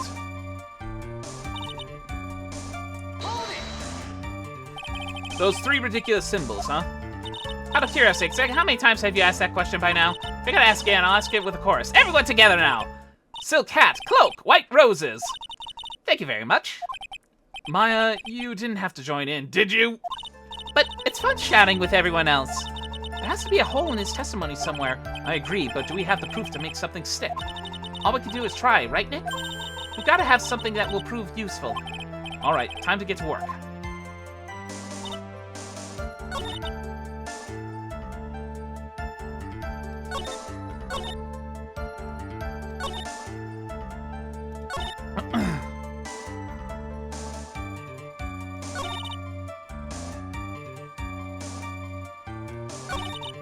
If he wasn't friendly, what shows threatening?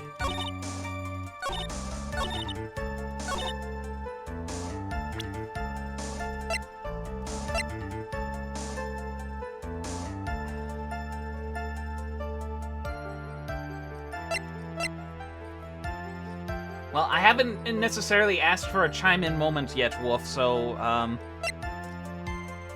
the only thing that sticks out to me was the bottle. this particular bottle. Didn't even acknowledge my presence. Yeah. If he was... hold on. Let me try pressing again to see if there might be something.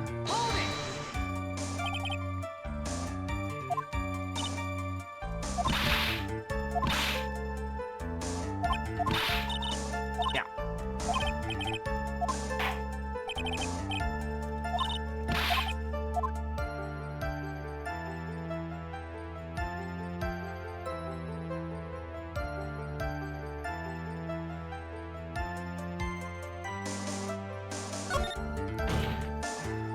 I hate to say it, but Ben's part of your act is coming off as a bit stale.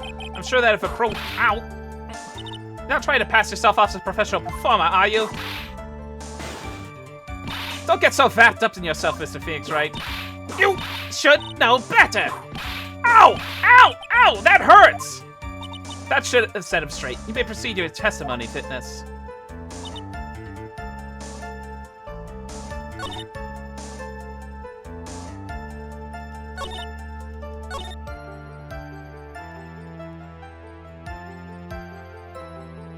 Yeah, I feel strongly that... Yeah, you wouldn't say good evening if you got yourself clunked across the head by a bottle. Well, I got plenty of life on me, so let's just give this a shot. Yep. Trillo, is it not true that you had a fight with Max on the day of the murder? Fight? A fight over Regina, to be exact. It wasn't that big of a deal. It was just an argument. A disagreement at most. A disagreement usually doesn't end with someone getting clonked over the head. Ah! That morning, Ben got clobbered over the head by Max, didn't he? What? Is that an admission of assault and battery? Ouch! Before we handle that, we should wrap up the defendant's murder charge first. The truth is that on the day of the crime, the defendant and witness had a huge fight. There's absolutely no way they would have suddenly become cordial that evening. Moreover, just consider the personality of the witness on the stand. There's no way a puppet like this lewd would just up and say good evening to his rival. Ah! Are you saying this witness is lying? That he's trying to frame the defendant by claiming to have seen him at the crime scene? I didn't tell a single lie. Honestly, I just... That's enough from you, Mr. Quist. Mr. Wright. Yes, Your Honor? Let's clarify this testimony for the court. Could you explain your theory about who the witness actually saw that night? Alright. Seeing the defendant is obviously the no answer.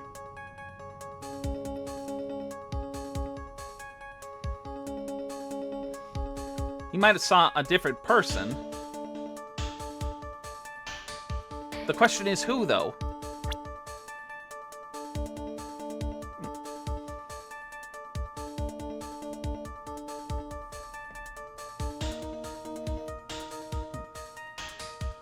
Obviously wouldn't be the victim, and it's definitely not Max.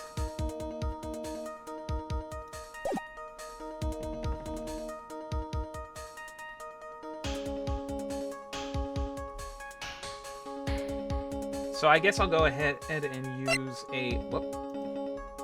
I'll go ahead and use up a chance slate 8 here. So then... I feel like if I were to go to the he saw a different person, could it be that I had just accused Ben himself? Because it wouldn't be Regina, and obviously it wouldn't be the victim. Saw someone else, yep. It's my belief that the witness didn't see someone that night. It was just someone else that's who he said good evening to. What kind of theory is that? The correct one. Furthermore, I don't believe the person the witness saw was Max at all. What? If he had truly met Max that night, there would have been no greeting at all. Which means there is only one proper answer. The person the witness saw that night was not Maximilian Galactica. That's why Trillo made an effort to greet whoever it was he saw that evening. Or good evening, as he put it. What in the world? You... With the defense kindly saying who Trillo saw that evening, then.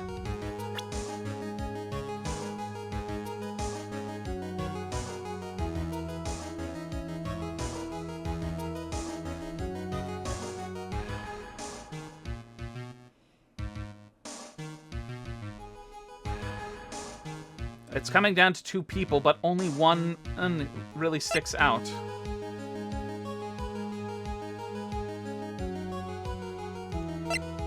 Could be this just for the sake of shits and giggles, but...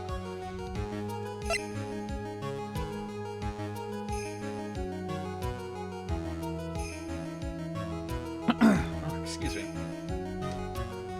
Well, we have plenty of chances here, and we likely could... You're off the mark so far. So it's not Mo. Off the mark so far as in who I presume the 2 chances are. Or who the 2 people are. Unless it happens to be the victim as well.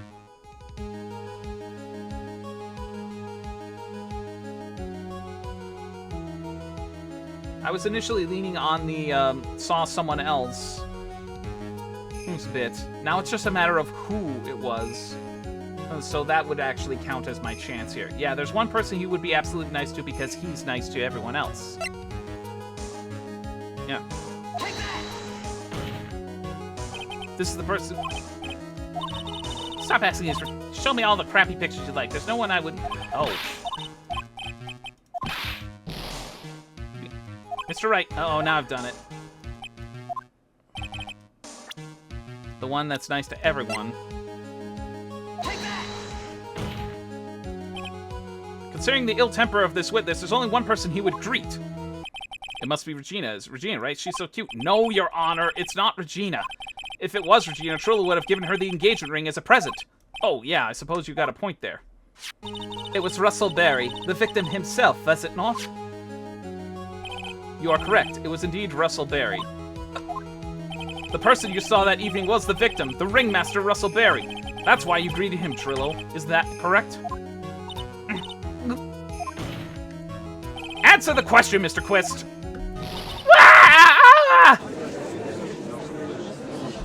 I think he hit someone off screen. Order, order! How do you respond to this? Wait a second.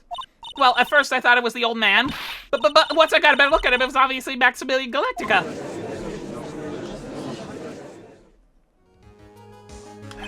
I think it's high time that we clear the air about this question.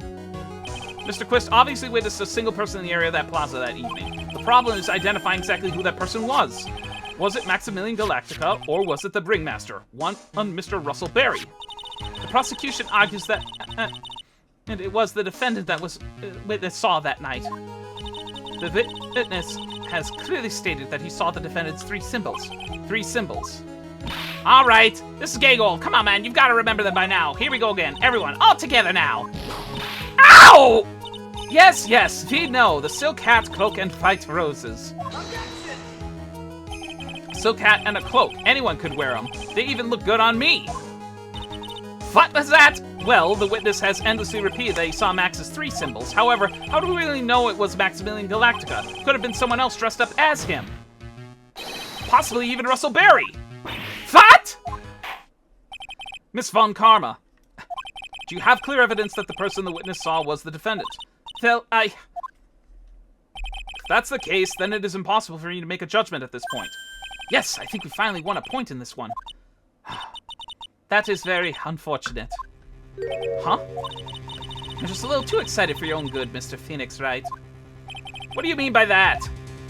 You merely established one thing from this witness. You established that this witness saw one person in the plaza that night. I applaud you on your efforts, but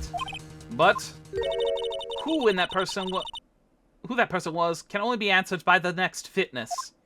Huh? Your Honor, the prosecution will provide beyond a shadow of a doubt an answer to that question. An answer that clearly establishes one thing, that there was no one other than Maximilian Galactica responsible for this crime. Very well. The court will take a 10-minute recess. During that, I request the prosecution prepare their next witness. Court is now in recess.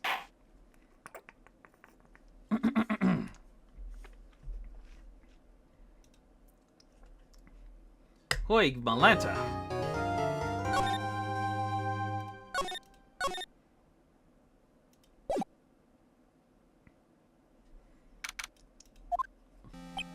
Sweetie, you have to believe me, I didn't go anywhere near that crime scene. So then, where were you when the murder took place? We talked about it yesterday, remember? I was in the ringmaster's room. And while you were there, it was the ringmaster who left the room, right? Exactly. He told me to wait in the room because he would be right back. That's when the ringmaster headed to the scene of the crime, right? That's what it seems like. But the ringmaster must have been wearing Max's costume, right?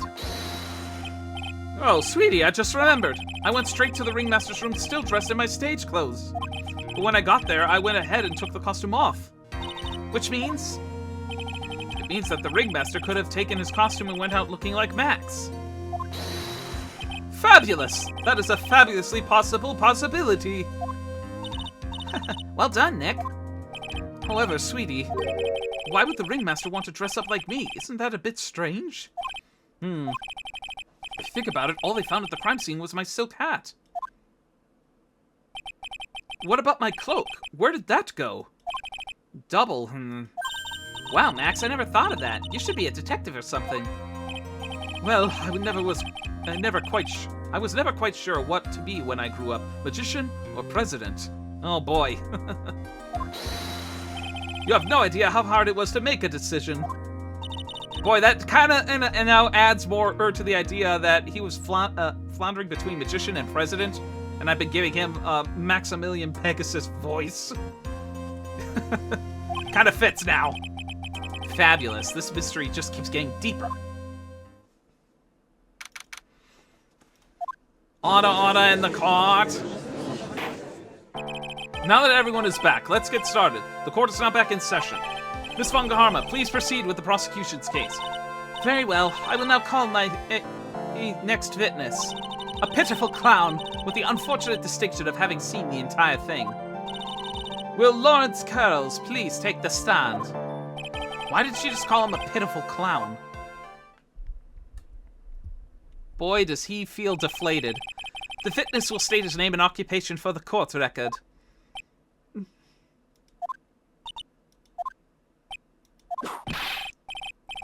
And West Club... What? Name and occupation... What was that? Excuse me? I spent my day... What? Will the witness please inform the court why he's speaking autobiographical gibberish? Bel Air reference. I'm sorry. I'm just not used to being in court. I've never been in a courtroom in my life. I wasn't quite sure what joke is best suited for this sort of occasion. What in the world are you talking about? You're in a grand hall of justice, not some comedy club. Since it's easy to see your occupation, please state your name for the court. Oh, yeah. Maybe this joke is okay. Mom, do I have to wear pants? The sign only says no shirt, no shoes, no service.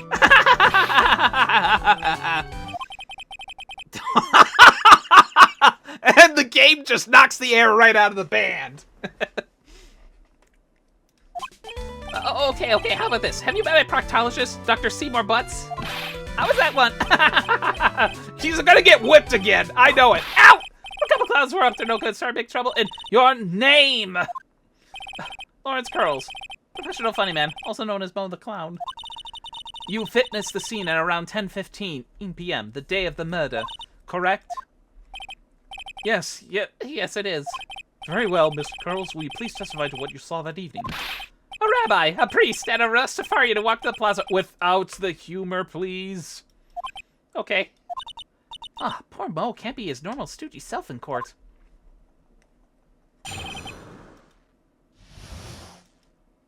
Is this where it's gonna ding me if I push and make him throw a joke? I know. I'm not the greatest comedian in the world. I haven't been able to make people laugh for 10 years. No matter what I say, all I get in return is a vacant stare and polite applause. Since no one ever laughs at my jokes, I've taken to laughing at them myself. It's a bad habit, but hey, at least I'm trying. Measure my predicament. I'm a clown who can't make you laugh. I'm almost useless. But I keep trying. I even tried to come up with jokes just for today. But this atmosphere is very nerve-wracking. I decided to try and make everyone laugh. Seriously, everyone. What do you think of me? How am I doing? That's not even a testimony! Aren't we the ones supposed to be asking the questions here? Fitness. Huh? We will listen to your call for help after the court proceedings are over. Thus, please stick to the facts of this case. Really? You really hear me out? Well, I'll make sure that one of my staff will be your straight man later. Thank you, I can't wait. Poor Gumshoe. Now that that's shall we begin once again with the testimony? Of course we can. I'll talk for as long as you want. Okay, that was a joke! Jeez. The night of the murder, after practice was over, I went straight back to my room. You have no idea how tired I was that night. I was pooped. I thought I'd go straight to sleep, but before I did, I glanced out the window. That's when I saw two silhouettes. They were a bit far away, though. It was the ringmaster, and he was with Max, who was wearing his cloak.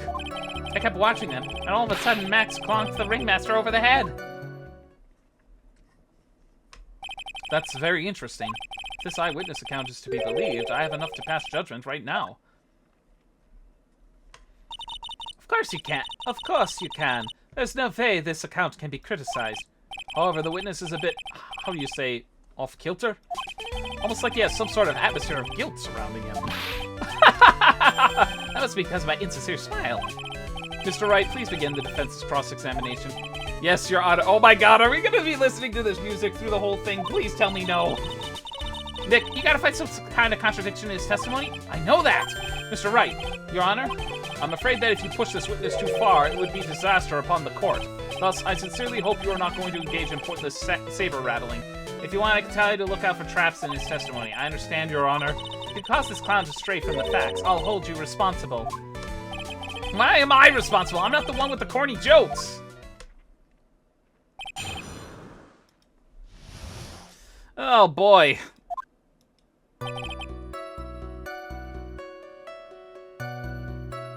Okay, let me...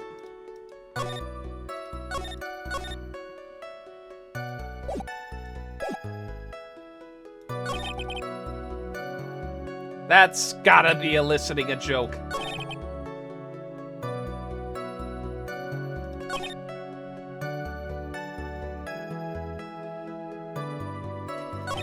I feel like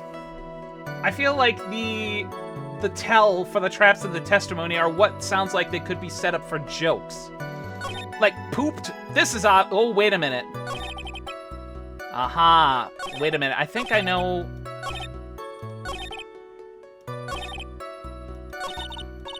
You know, most testimony and what he told us yesterday are kind of different. Yeah, I noticed. What we got ought to pinpoint what's changed. Unfortunately, oh god. Because it's been a while, I completely forgot what was discussed about way back then. I think I already know what the tell is. It's whatever statements he happens to be giggling at. If I were to press on it, then he's gonna break out into a joke. I think I should only focus on pressing on the statements where he is actually drop the giggles and get serious. Yep, if he's smirking, that's a waste of time. Well, glad I figured that one out. Okay. But before I did, I glanced out the window. You just happened to glance out of the window? You could say that. You could also say I peeked, stared, glimpsed, peeped, eyeballed. Mr. Curls! Oh, I guess synonyms aren't allowed either. What should I do? I wonder if I should press him on this issue. Exactly why did you look out your window that night? Why? Why? Clowns don't need a reason to look out the windows, do they? That's not what I meant. I meant that, well, when we spoke yesterday... Once I had tucked myself into bed, I heard this amazing noise. It was incredibly loud. It sounded like a thump, giant thump.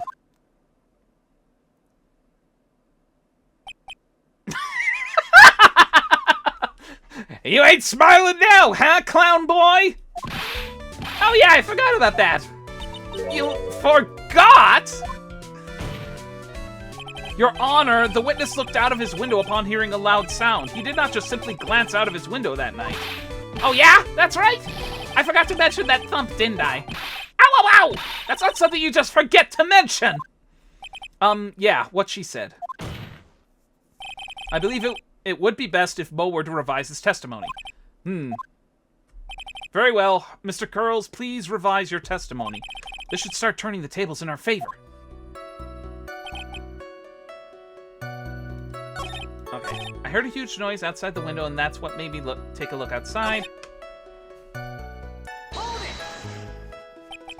Far away, you say. If you had to say exactly, how far away were they? Let me think about it for a second. If my room is here, and it looked about yay big, I'd say they were about 30 feet from my window. Just 30 feet? That's not far at all. It was snowing that night, and it cut down on visibility. I see. Please continue with your testimony regarding the two shadows that you saw. It was the ringmaster and... wearing his glove. You'd say you clearly saw this, even though you were, by your own admission, far away? That's right.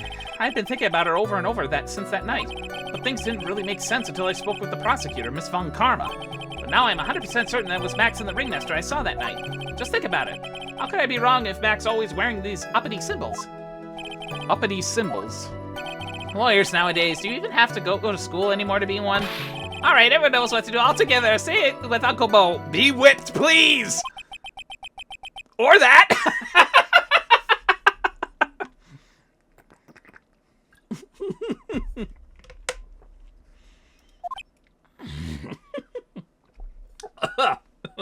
Oh boy, I almost spat my drink. See what I mean? It's always like this. The crowd never wants to go along with me. Must really be utterly and completely worthless as a clown. Yowza! Enough foolishness! Get back on track! Will the witness please testify as to what he saw and only what he saw?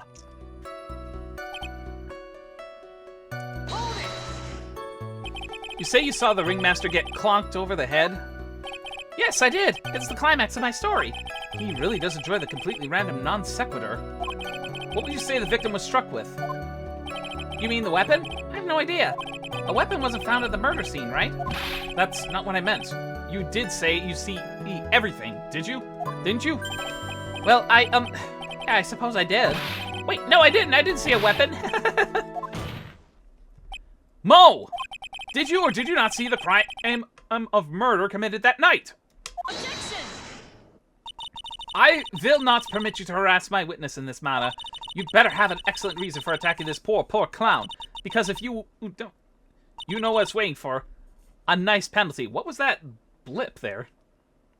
Oh my god!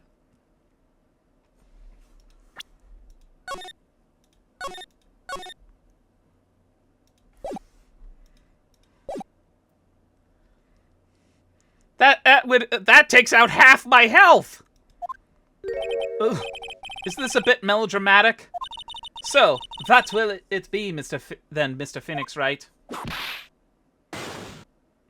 Do you have any clear basis to believe that my witness did not see either crime?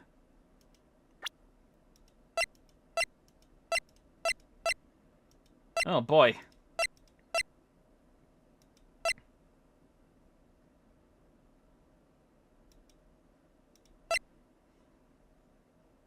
I guess this would be another chime in. Is it of course I don't or of course I do? I feel like the answer would be of course I do. Otherwise that's game set match. But if I don't have anything, then that's half my health gone already. And I can't really afford to lose that much. You do. Alright, hold on.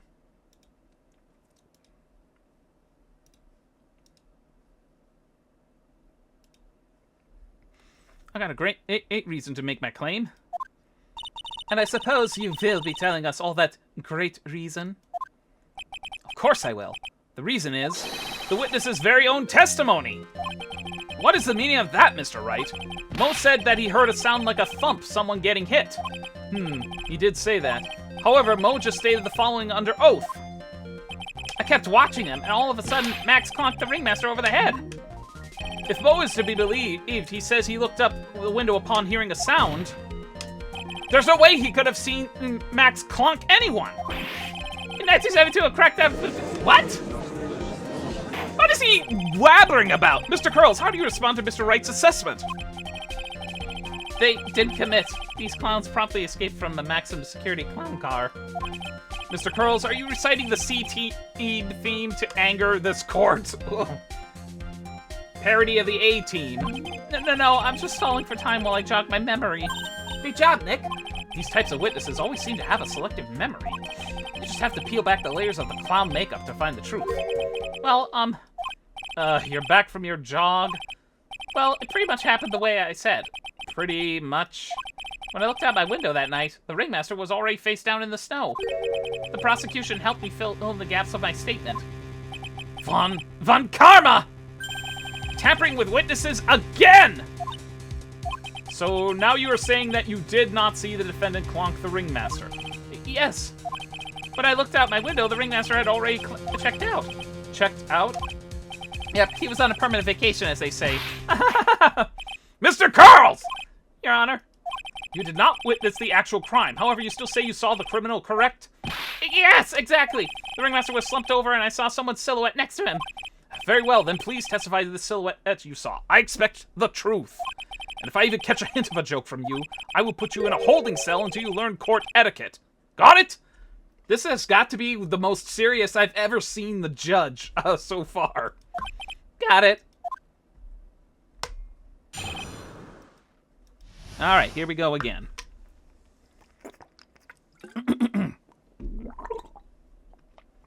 Ugh. It was a bit far away, but that shadow could only have belonged to Max. There's no doubting it, especially since I saw his uppity symbols.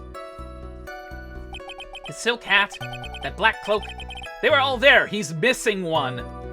his face was silhouetted, but there was no doubt that it was him. His cloak was fluttering in the wind, so I couldn't really see what he was carrying. It does seem as if the defendant was at the scene of the crime. It took the clown long enough to get his facts straight.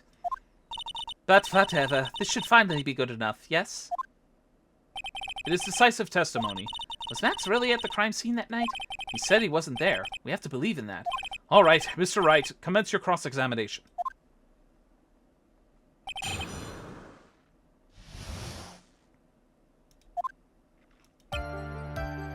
We're already at the escalation of the testimony? Well, that was quick. It's usually 3 rounds. This was just 2.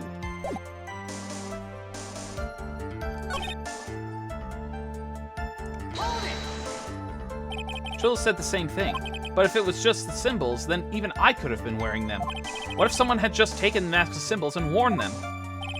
I thought of that myself, but just looking at the shape of the face I saw, it must have been Max. You sure of that?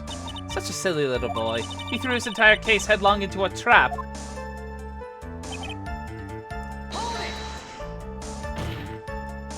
You're sure that is what you saw that night? Exactly what I saw is exactly what I saw. I got eyes like a hawk. Don't birds have terrible night vision? But that's not all I saw.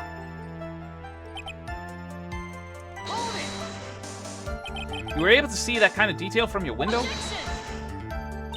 There was a light near the scene of the crime. Anyone with decent eyesight should have been able to see that much. Out of curiosity, Mo, what is your eyesight like? I can see like a hawk out of my left eye, and the eagle out of my right eye. Our records say his eyesight is a perfect 20/20. That must mean he could have seen the crime scene clearly. The more we look into this matter, the more suspicious it becomes. Hey, you asked me what my eyesight was like, not what it actually was.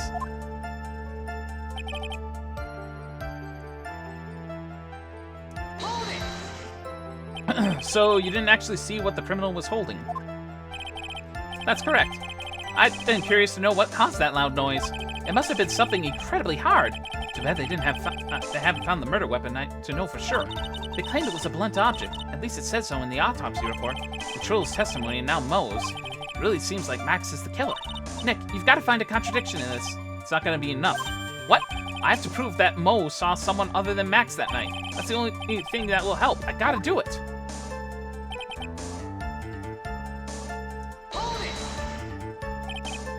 Do you think that you're going a little overboard with how explicit you're being? That shadow belonged to Max is an awfully firm statement, don't you think? What are you getting at? I'm just saying that one of your fellow performers' life is on the line here. Are you truly 100% absolutely certain that it was Max? I'm not the kind of person who would lie about something as serious as this. The silhouette I saw was Max. I'm convinced of that. It doesn't seem like he's jumping to any conclusions this time. Let's go over this again then. What makes you so sure that you saw Max that night? I feel like the contradiction is there, so...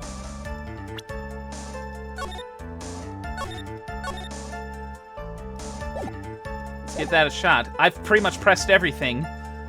So... yeah, he only named 2 of them, but there are 3 symbols. Could this be the contradiction? Aha! You say you saw all of Max's uppity symbols? I suppose so. The silk hat and the cloak, right? Mo, everyone knows that Maximilian Galactica has 3 uppity symbols. 3 symbols? Yay, everyone get ready! All together now! Silk hat, cloak, white roses! You got it! Ah! Who cares if he knew that they were 3 or not? He saw what he saw, and he saw the symbols. He just forgot to mention 1. Isn't that right, Mo? Do you like pile of Silence, fool! You are to respond with the whole truth, no fractions. Order, order! Mo, you didn't see the roses, did you? To be honest, there weren't any roses on the person I saw. The crime scene was dark. It's obvious it was too dark to see that kind of detail. But the witness said he was able to see the silhouette of the criminal's face. Not to mention that the roses are white. There's no way he could have missed them. Yeah, contrasting the black cloak. Then the roses must have fallen off when the defendant assaulted the victim. If that was the case, then the police would have found them near the crime scene. Mr. Wright, are these white roses truly material to the facts of this case? Clearly not. He's just toying with this court. I got her on the ropes now. These seemingly insignificant facts have never failed to lead me to the truth yet.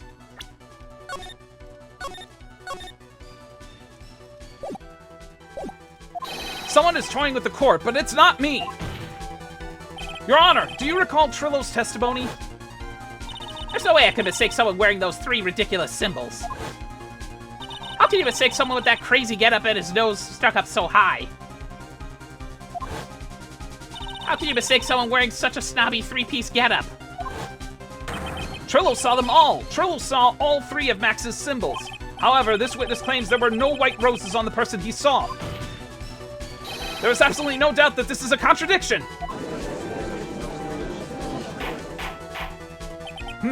Now what am I supposed to think? One is supposed to disregard the pointless, but this... Judge, forget the roses. This is about his other think about his other testimony. The witness has stated without a doubt that he saw Maximilian Galactica. Nothing else matters. Let's wrap up this case now. Your Honor, it may be trivial, but it does cast doubt on the prosecution's case. Frankly, I have my doubts about this witness. It seems that, unlike wine, the witness does not grow mature with age. Wow! That was a rather poignant line. I'm not mature. I've come to a conclusion. I'm 99% certain that this witness saw the defendant. However, my remaining 1% of doubt is quite reasonable, which means that for my peace of mind, I'm going to request a bit more testimony. What? If there are no contradictions in this next statement, I'm prepared to issue a ruling. A ruling? Nick, this is your last chance. Silhouette Part 2. Okay, we're not out of the woods yet.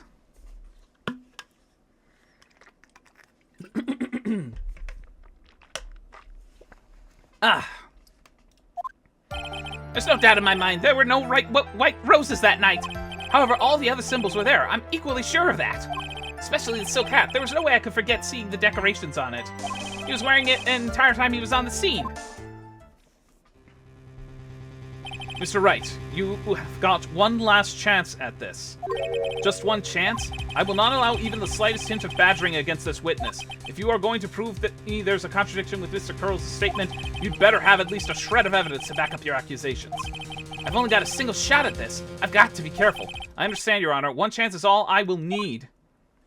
So, Miles, if you're still there, am I to interpret that I cannot press at all on this witness? I have to basically one shot throw doubt on this with a piece of evidence.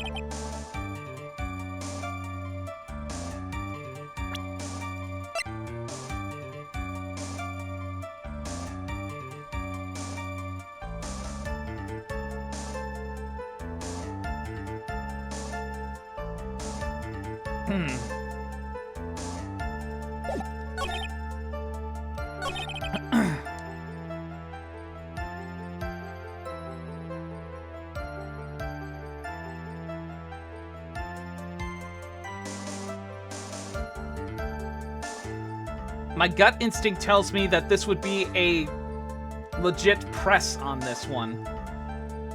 Pressing for the details on the hat. Because the judge says no needless badgering, or I'm basically done. So I feel like if I were to press on this and get the finer details, that might cause the contradiction to rise up. I'm giving this a shot. Mo, be honest. Ow! You promised, Mr. Phoenix, right? No more badgering. Oh, God. Enjoyed this penalty. Finished. Excuse me, I'm the one handling the pet. Ow!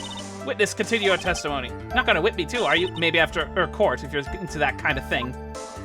This is kind of pointless if only whip me after the court. Okay, so it's like absolutely no. So it's like absolutely no badgering whatsoever. No pressing whatsoever.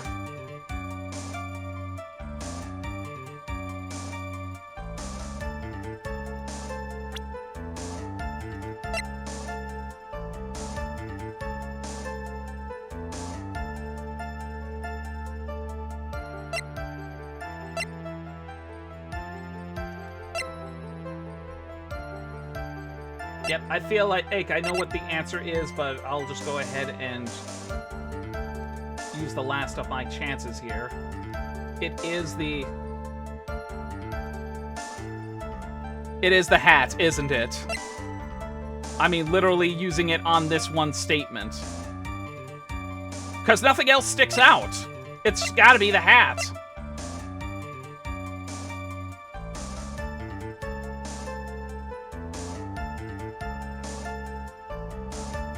Yeah, I'm asking for the answer. I just used the last of my chance lights. Wearing it all the time.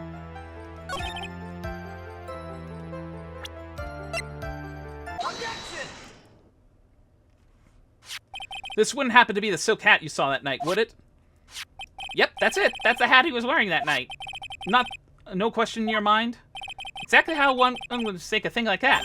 I see. Is there some sort of problem, Mr. Wright? Miss Von Karma, where exactly was the silk hat found? Must you always ask these questions? It was found at the crime scene. The crime scene? That means the silk hat fell off at the crime scene. However, the witness clearly testified to the contrary. The witness stated that he was wearing it the entire time he was at the scene. No! That's not true! Order, order, order! Mr. Curls! Yes, Your Honor. What is the meaning of all this? You are old enough to know better than to behave like this in court. Hey, that's not right. That's not right. That's so hard. What's not right here is your eyesight and your memory, amongst other things. Why are you being so mean to me? What did I do? Let me guess. You just didn't like my jokes or something, right? You didn't have to go and insult my eyesight or my memory. They're both great. Seriously, why? Just because you're saying about me doesn't mean you belong here. And no matter how old I get, I always be younger than you. Ah! Enough of these childish outbursts, Mr. Curls. Who do you think you are? I saw him. I swear I saw him. It was Matt. Even if he didn't have his roses, he was still wearing his dumb silk hat. I'm telling the truth. He's turned into a bratty little kid. It's pitiful, isn't it? He left the scene wearing that dumb silk hat. He was there. He left the scene. What's the matter, Nick? There's something I've been mulling over for a while now. What a crybaby, yeah. Mo, what do you want? You just said that he left the scene. Exactly how did the murderer leave the scene of the crime? What? He went... What do you mean, how did he leave the scene? You can't ask me that. Objection! Mr. Phoenix Wright is badgering the witness, Your Honor. This witness's testimony is so full of holes, Miss Von Karma's protest is useless. Ugh. You've got a point. Let's hear what the witness has to say on this matter. Is that all right with you, little guy? Don't talk to me like I'm a little baby. Besides, what kind of stupid question is, how did he leave the crime scene? The answer is obvious. He just turned around and walked away. That's what I expected you to say. You sure that's how it happened? Say what? Huh? I'm not sure exactly where you're going with this. Lawyers nowadays sure do love to harp on the smallest things. Do you have any proof to counter this story as how the criminal left the scene? Ugh. And I've already used my my last chance. The only thing that comes to mind is the... It's not this, not this. It's the picture. Because there's no footprints leading away from the body. That's the only thing I can present. And I'm on my last chance. I've used up my audience chances, so this is all or nothing. Look at this picture. The problem is the footprints in the snow. Footprints? In this photo, we can clearly see the footprints of the victim. However, where are the criminal's footprints? They aren't there! Ay, ay, ay, ay!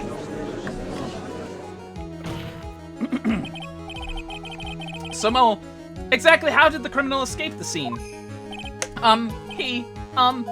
Your Honor! This witness has already proven his testimony is completely unreliable. I move to strike all of this witness's testimony from the court record. I agree. This clown's testimony is as rickety as the clown car he came to court in. Wait just a second! You guys can't just ignore everything I said. Fine, fine, I'll tell you the truth this time. You wait a second! I think you've said more than enough for today. That didn't hurt. I'm sick and tired of you listening to you anyways. I'll give you the real deal this time, I swear. I don't know why, but I get the feeling things are gonna get worse before they get better. Mr. Lawrence Curls? Yes? The testimony you provided up to now has been false? It hasn't been false, I haven't lied, It's just what? It's just I was a bit confused on the bit about the criminal leaving the scene. Especially since Von Karma and her whip told me not to talk about what I really saw. Order! Order! I will have order! Franziska von Karma, how could you? Your Honor, if you had heard the truth from this witness, you would have exactly the same opinion as I have. What opinion is that? It's not funny. That's enough out of you. I'm going to listen to what he has to say. Now then, let's hear the truth of what you saw. What you say you saw, Mr. Curls. You're not gonna believe this, but it's all true, I tell you. Try not to waste our time with your idiotic drivel. The truth. Now it's time for our next segment, Mo Knows. Oh, God. Everything I said up until now has been the truth. When I looked out the window, the ringmaster was down and Max was standing above him. He wasn't wearing his white roses, but he was wearing the silk hat. That's when I saw he...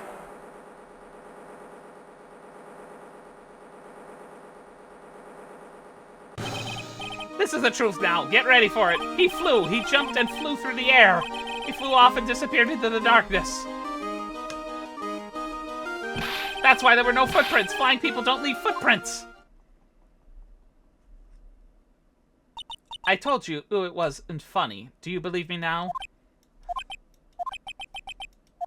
Well, that was, how do you put this into words? Maximilian Galactica is a world-class magician. But to leave the scene of the crime by flying, there's no way that actually happened.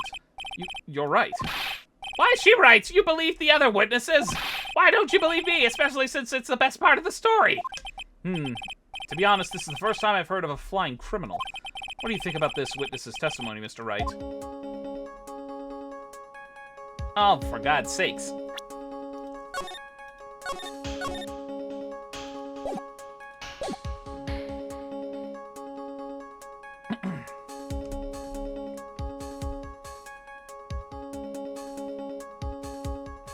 Maybe his eyes were playing tricks.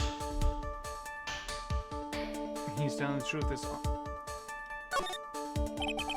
What he said. Okay, well, if I'm gonna have to ask you to not give the answers, I used up all of my chances down below, so no audience participation, please. What he said was so strange, I don't think he would have made it up.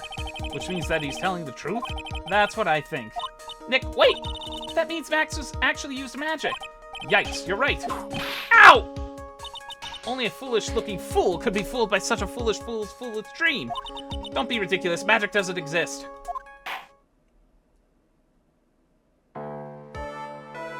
I suppose I will let you all into my thinking regarding this matter. The criminal disappeared into the sky. I'd love to believe that, but I just can't wrap my head around how that could actually happen. You imbecile! If you disregard a need for proof, Miss Von Karma's case is sound. However, I've got a feeling that this case is in dire need of more investigation. Thus, I will conclude today's proceedings at this point. It is an undisputed fact that the criminal left no footprints at the scene. Tomorrow, I want us to find out the reason behind this mystery of mysteries. I believe that's enough for today. Court is adjourned.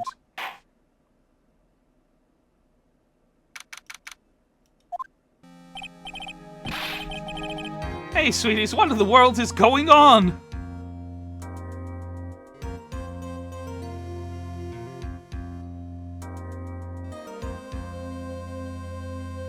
Okay. Sorry, I was just checking my phone quickly. That's what I want to know. They say the criminal flew off in the air and disappeared. Max, I can't believe I'm asking this, but you didn't fly that night, did you? I know you didn't mean to ask me such a fabulously stupid question. I can't fly whenever I please. It's not that easy. But it looks so effortless for you on stage. It's not that simple. I'm not actually flying on stage. I used invisible wires and have them hoist me through the air. Wow, you just told me the secret of your magic. No, I broke the first rule. The cardinal rule. The only rule. I'm sorry, Max. We made you break a magician's creed to never reveal the secret to their tricks. Nick, what do we do now? All we can do now is hope we find the flying criminal in court tomorrow. Great idea. Let's do our best and catch this sucker. To be continued.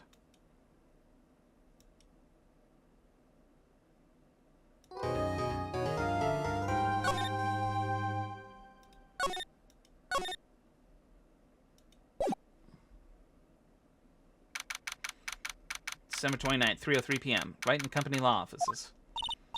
Nick? What is it? I've got a confession to make. I'm terrible at figuring out magic tricks. Magic tricks? Yep, magic tricks are by their very definition tricks, right? But I can never figure out the tricks when I see them. That's because the tricks are performed by pros. They do it so you can't guess the trick. But the trick Pearly showed me was incredible. Pearls did a magic trick? What kind of trick was it? Let's see, it looked like she pulled the end of her own thumb off. Huh. First she put the right thumb next to her left hand and then just separated. Yeah, I know how that trick goes. She could move it up and down and everything. It was incredible. Really? Was it kind of like this? What? How did you do that? Nick, you're like a real magician.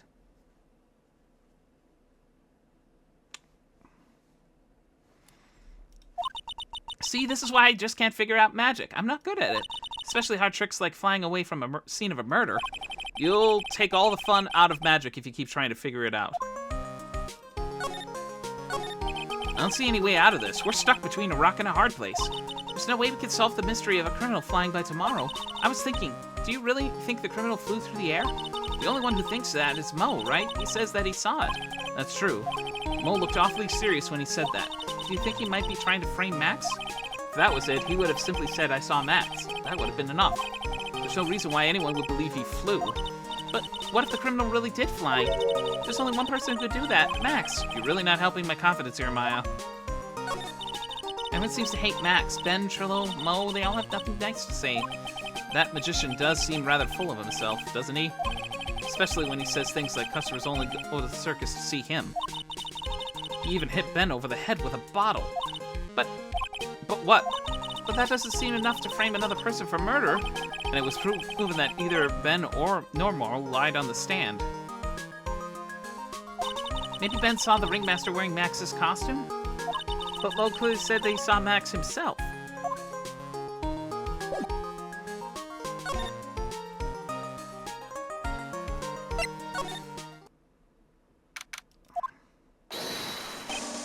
Oh, my sweetie. Oh my god, now the music's changed. You mind hurrying up and getting me out of this place? We're doing our best, Max. Just hang in there. A little while ago, some people from a local TV station came by, and since I'm a famed magician, they said, let's make you your very own TV special. Really? What kind of TV special? Maximilian Galactica, The Great Prison Escape. It would be aired live.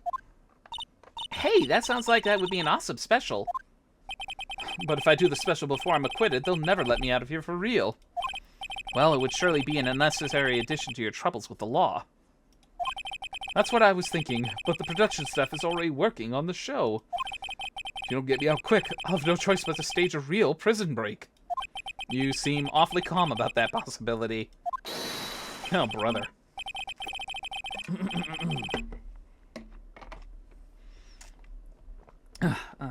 I have no choice. It would be a contractual obligation. That show's business. That's show business.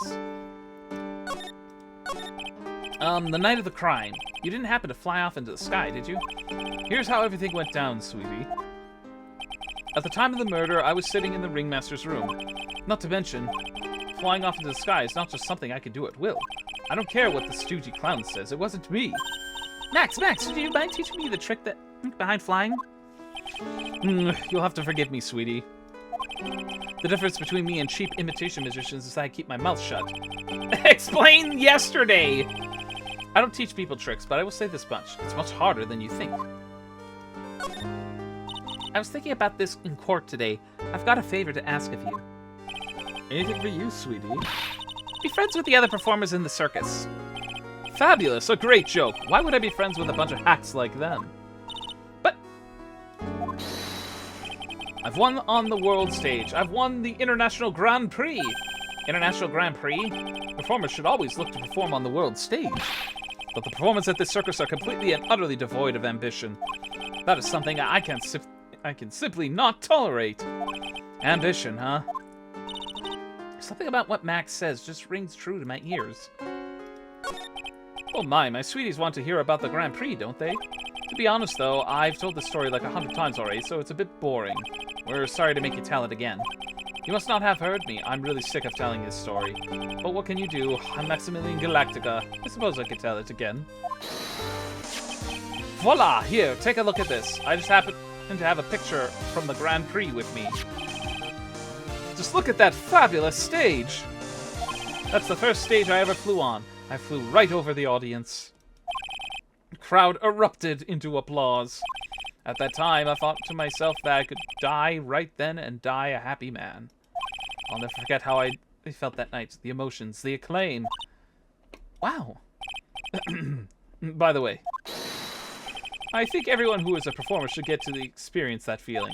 I just wish I could explain that to the other people in the circus. That's incredible, Max. I want a trophy too. Hey, Nick, how about you buy me a trophy? That's not how you earn a trophy, Maya. My sweeties, you can have this picture of my triumph. Just make sure you show it to all the other members of the circus. Look and learn. That's what you should tell them. Learn how to get thrown in jail?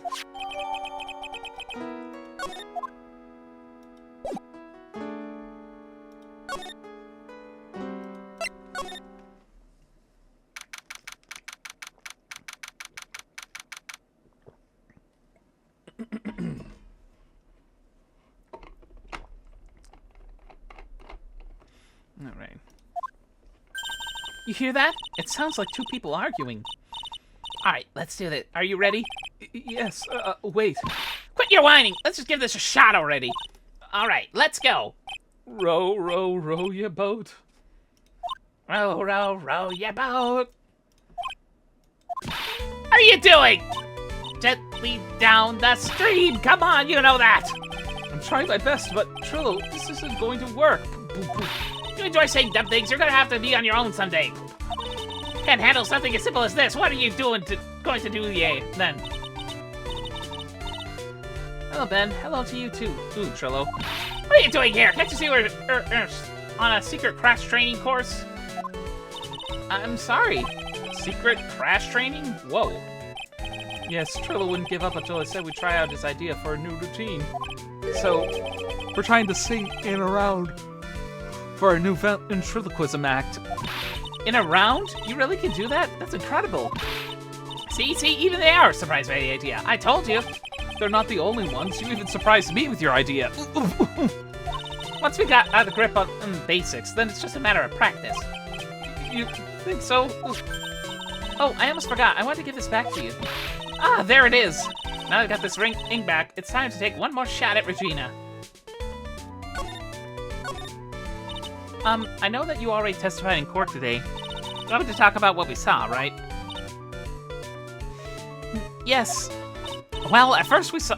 odd it was the old man. Just looking at his walk and how he acted, right, Ben? Huh? Oh, yeah, that's right. We said hello and didn't even get a reply. Not to mention he was draped in those gaudy symbols. What would you have thought if he wasn't wearing those symbols? What do you think, Ben? What? Oh, I thought he was the ringmaster. Something just isn't adding up here. I wonder who they really saw. I was hoping I could ask you about Regina. I'm completely serious about her. That's why I'm waiting for her even now. Really? That's so sweet. But if you really wanted to see Regina, shouldn't you have checked out the tent? Ha! You haven't got a clue about things, don't you, sweetheart? Waiting like this is part of being in love. How so?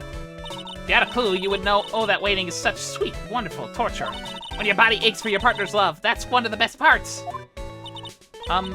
Yeah, I knew that. Poor Maya, she's so red she looks like a vine-ripe tomato. So how's this new routine working out? Way to just take a chill pill, Ari. Our routines are secret. We're gonna take this ventriloquism world by storm. It'll be a real revolution. That sounds incredible. But let me make one thing clear. We're not going to take on the world just because that jerk said we should. That jerk, Max Galactica, performers who aim for the world. Who does he think he is? Trillo, you seem to be really fired up about this. He needs to realize that he isn't the only one who can conquer the world stage. You're right. Mark my words, I, Grand Triloquist, will win the Grand Prix. You're the man now, doll. Row, row, row, your boat will be the key to glorious victory. Not to rain your parade, but wouldn't the more mature song be best? Hey, you gotta start somewhere, right? Don't screw this up, you gotta be part of this too. Boom, boom, boom. Okay, just for kind of shits and giggles, I do wonder.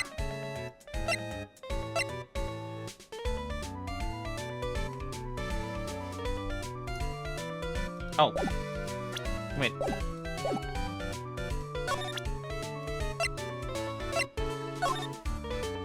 Would you mind taking a look at this? I guess we don't need to look at this after all.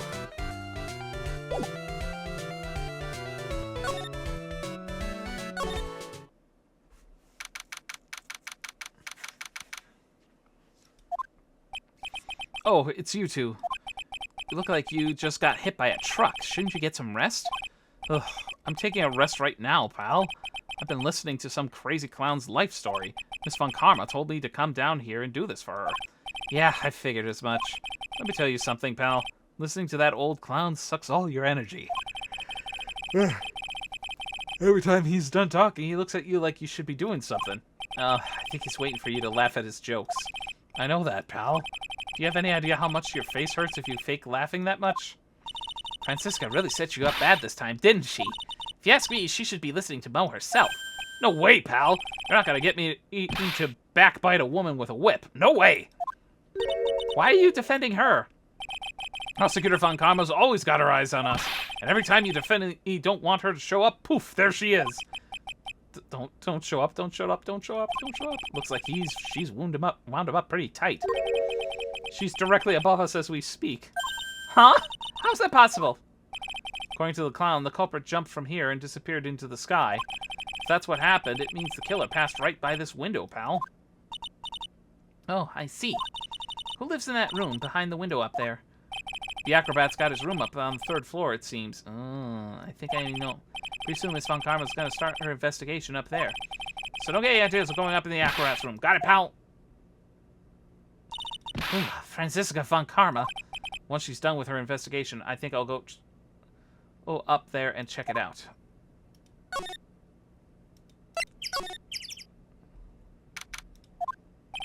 Mo's not here. If he was here, you would have been able to tell even before you stepped into his room. I'm sure you would have heard him laughing anyway. What do you think he's laughing at when he's all by himself? I always thought he was just thinking up new jokes. He must really love his work.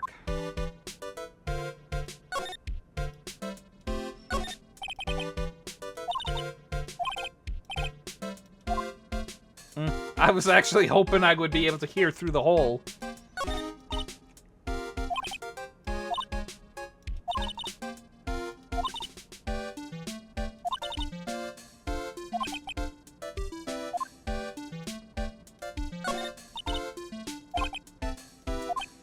I think this is all stuff that we've listened to the last time I played this, so I'm just skipping through it.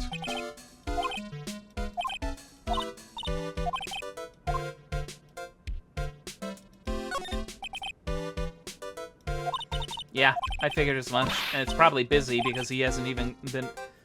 Yeah, he's so busy he's not hasn't got a chance to maybe peek in on his phone.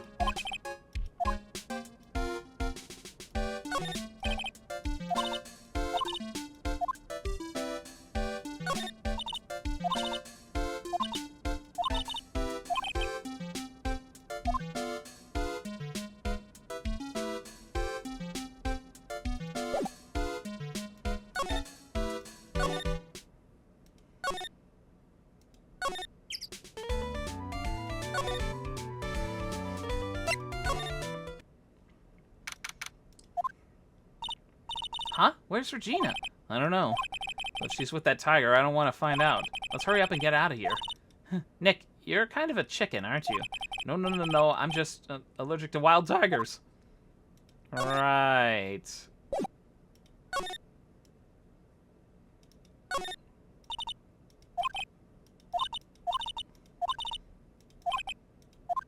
Wait, what did she say of that one? Hey, Nick. Do you think that if every person in the eye screamed all at once, the vibration they create caused the big top to collapse? I'm glad I don't pay you to come up with this stuff.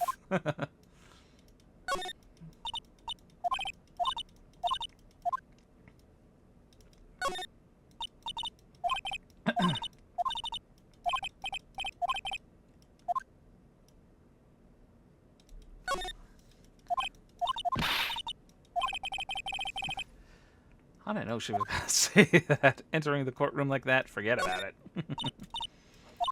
They fell from the ceiling. You're going to be going to the circus in the sky. Life's so fragile, isn't it, Nick? Can be snuffed out in an instant by falling gargantuan lights. So fragile that I need to eat as much food as I can before I die. Like hamburgers. Apparently you didn't notice the big sign that said closed by the snack stand. Aw, it's closed?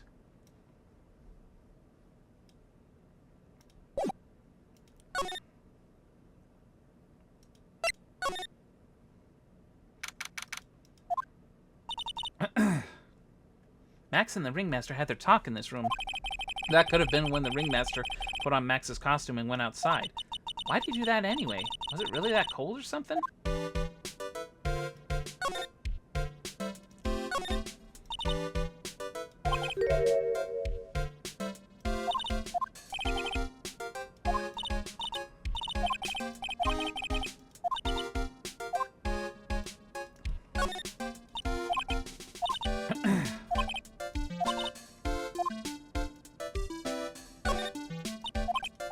Yep, it's just basically restating everything. I was hoping there's got to be something more about this particular paper, but Phoenix is like, come on, you can't. Well, whatever.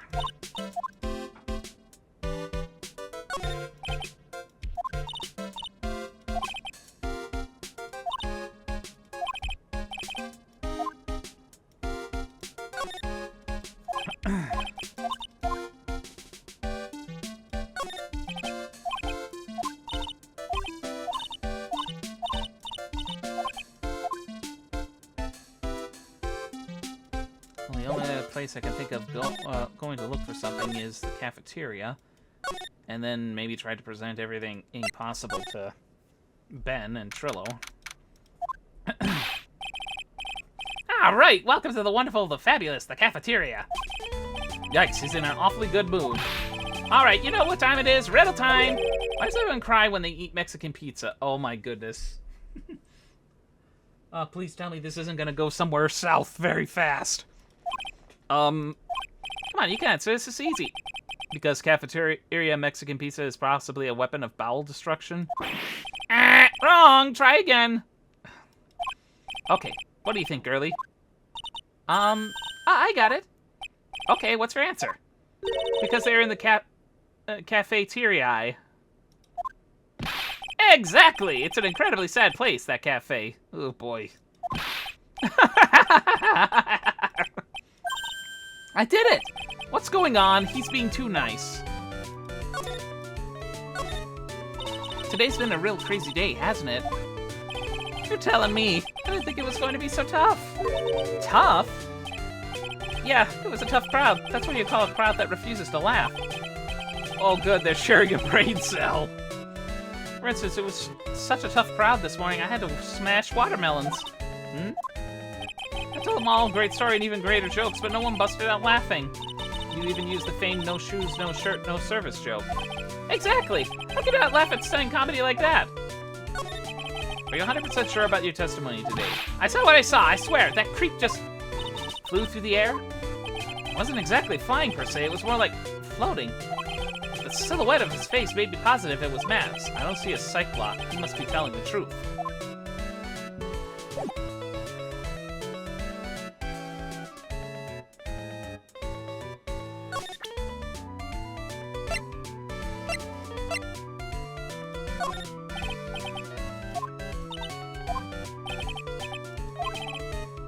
I can see that Mo's a clown, but I got a feeling he's not your average clown. Okay, what about the box?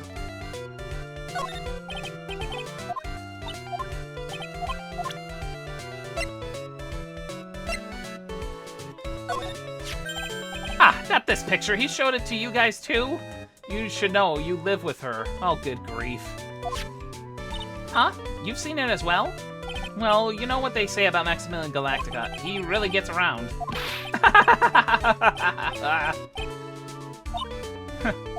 Oh yeah, he didn't just show me the picture. What do you mean? He showed me his bust too. Let me tell you, that thing is enormous. It's in the picture, I think. He made us worship. He'd make us worship it every day. He made us bow to his greatness. He's got a big bust. I wouldn't mind hearing more about Max's bust. Now that I'm into that sort of thing. Max's bust should be on that small table over there. There's nothing over there. Really? Oh yeah. When was it? I'd say about 5 days ago, all of a sudden, the bust disappeared. It disappeared? If you want to see it, there's a photo on the bulletin board over there. Max just had to put a picture up there. Just had to put the picture up. Hey, this thing is really cool. Nick, I want to make a bust of me. Sure, as long as I'm not paying for it. Aww. Is there anything else that's changed about this place? Nope, nothing's changed that I can see. I wonder if he's actually thinking about this or if he's setting up a bad joke. Nope, I'm drawing a blank here. Quiet Mo is a good Mo in my book. I guess there really aren't any other things that have changed, huh? Well, there's this one teensy tiny thing that does seem different. Tell us. Well, on the morning of the crime, on that bulletin board, this piece of paper was posted in front and center. Piece of paper? It's torn, so I don't know what it said, but I could see its title. Yikes! It says, "To the murderer." Murderer? Yep, that's what it says, but the rest of it has been ripped off. I don't know who posted it. When did you find this? The morning before the murder. Before the murder? Yes, the ringmaster was killed the night after this paper was discovered. Who in the world posted this thing?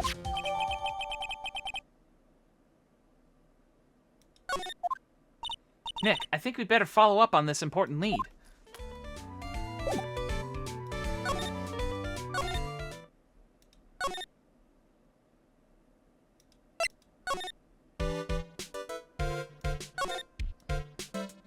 Nope, nothing new.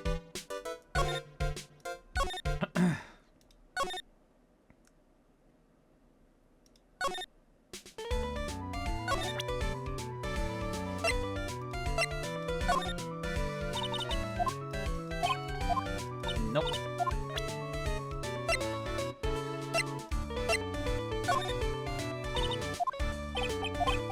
Nope.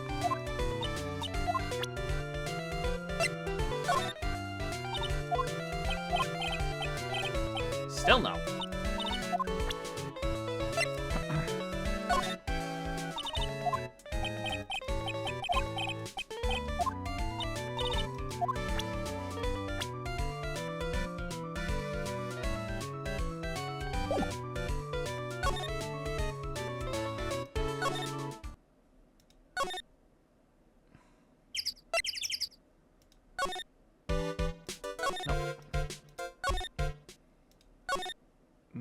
maybe something at the...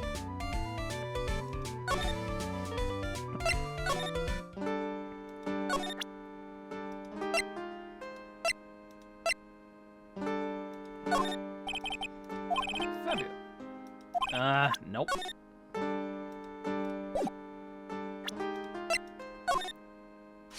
you know anything about this note?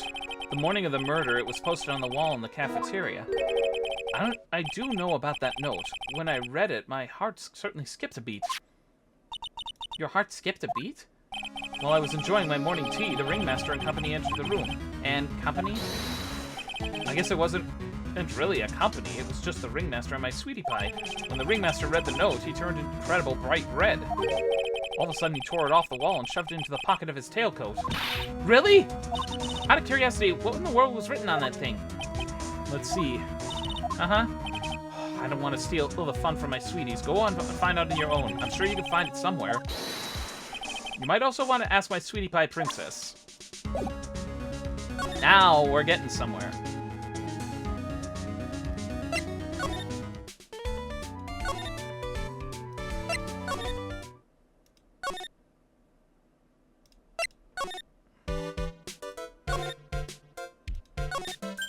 Hey, do you see that? There's a scrap of paper shoved into the pocket of the tailcoat.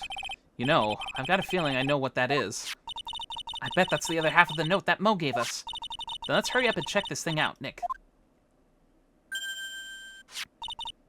I knew it! It fits perfectly with the other piece. What does it say? What does it say? To the murderer, I have conclusive evidence of what took place. Meet me at 10 p.m. tonight at the Lodging House Plaza. Tonight at 10 p.m. That's when the murder took place. We need to find out who called out the ringmaster.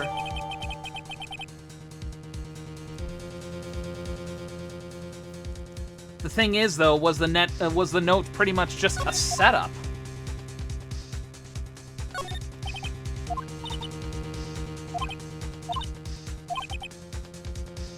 Oh, everybody, wait. The ringmaster's tailcoat.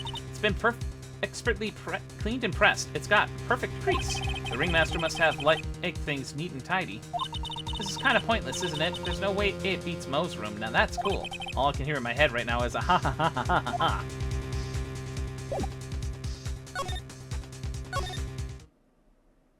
Potbelly mannequin.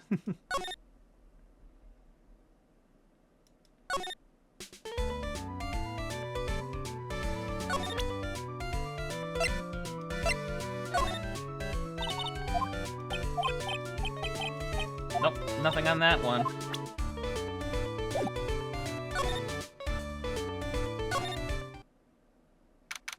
Gumshoe. Hey, Detective Gumshoe, I'm sure you did a good job as usual. Well, I am done with the investigation of the acrobat, finally. But with Miss Von Karma...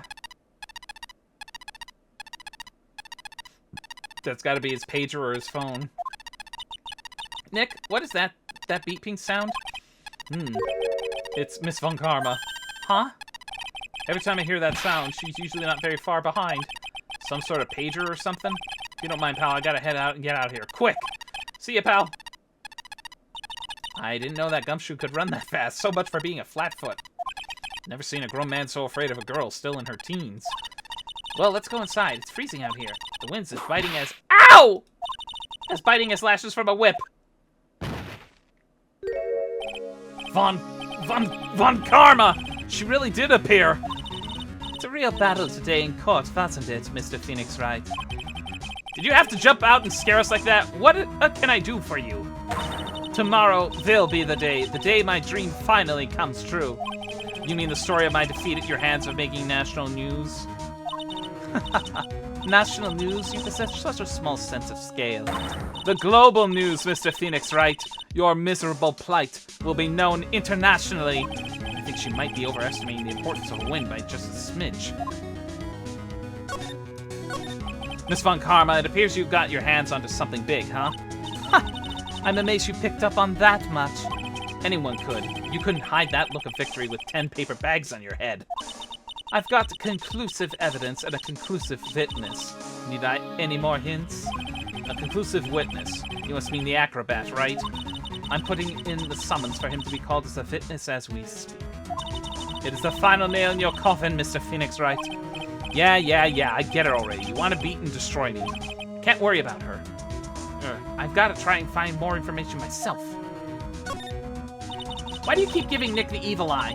It doesn't matter if you prove the defendant guilty tomorrow. Nothing will be able to bring your dad back. My dad? You must mean the esteemed Manfred von Karma. Of course! Your dad! I know you miss him. Enough out of you. One more word and you'll get a mouthful of lip. Now, when did I ever bring up my papa's name in this or any other conversation? Then what's this revenge thing that you keep talking about? You wouldn't understand, Mr. Phoenix Wright. I have to see him again one more time. Him? I'm sure you know of whom I refer. Miles Edgeworth. What? Edgeworth? Mr. Edgeworth? Miles Edgeworth? Miles Edgeworth? Why would you even bring him up? You haven't forgotten, have you? Do you know who it was that trained the gifted prosecutor, Mr. Miles Edgeworth? Manfred von Karma. Exactly right. It was my papa. That means that Edgeworth was... Right again. Miles was like a little brother to me. Huh? Little brother? But Edgeworth and Nick are the same age. Edgeworth. The man who inspired me to become an attorney. I fought against him in a few cases. But a little after that case was over, he vanished. It's your fault he's gone. Huh? It's the truth, isn't it, Mr. Phoenix Wright? Nick, what does she mean?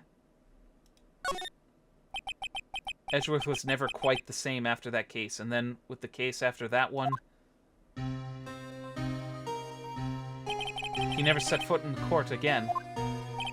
And then one day, he just vanished. All he left was a simple notice the prosecutor's office. Prosecutor Miles Edgeworth chooses death. That was 1 year ago. It was a few months after you left to go back home. Mr. Edgeworth, he's dead? I don't believe it. He's still alive. I'm sure of it. Somewhere in this world, he's still alive. Prosecutor Miles Edgeworth chooses death? Of course he did. You ruined his reputation as a prosecutor. You effectively killed the prosecutor in him. Just like your victory muddied the honorable name Von Karma. I'm going to find him. And then, I'm going to teach him his rightful place with my own 2 hands. Nick, about Mr. Edgeworth. Maya, I already told you this once. Don't make me do it again. Don't bring up his name in front of me again, okay? Nick? Miss Von Karma? That. I don't know if you are God's gift to prosecutors or not, but I've had about enough of you. Him too. But what in the world happened? This dog is all bark and no bite. He's already been defeated. Regardless, I have nothing to inform you two of today. Tomorrow will be the greatest courtroom battle this country has ever seen. Nick, let's go. We need to talk with the performer on the 3rd floor. I'm sorry I brought it up, Nick. Oy, oy, oy, oy, oy.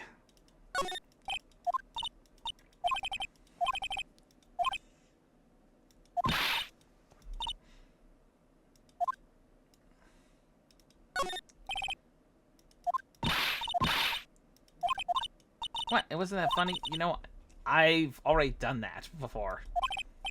She knows I was too scared to talk. Oh, brother.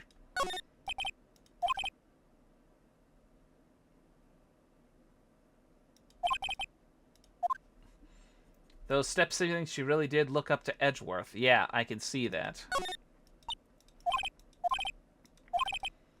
Alright, well, with it being so close to wrapping it up, we'll go ahead and resume this case. Knock on wood next week, if that personal endeavor is still ongoing. But hopefully we can be able to put this particular case behind us. I think one of the things that's bad about this one was because of the fact that it just dragged on between the trial cases. The trial wasn't a problem, but it's just the investigative, where to go, what to present. It sure as hell didn't help that it was just so long between parts that I had to remember what I presented.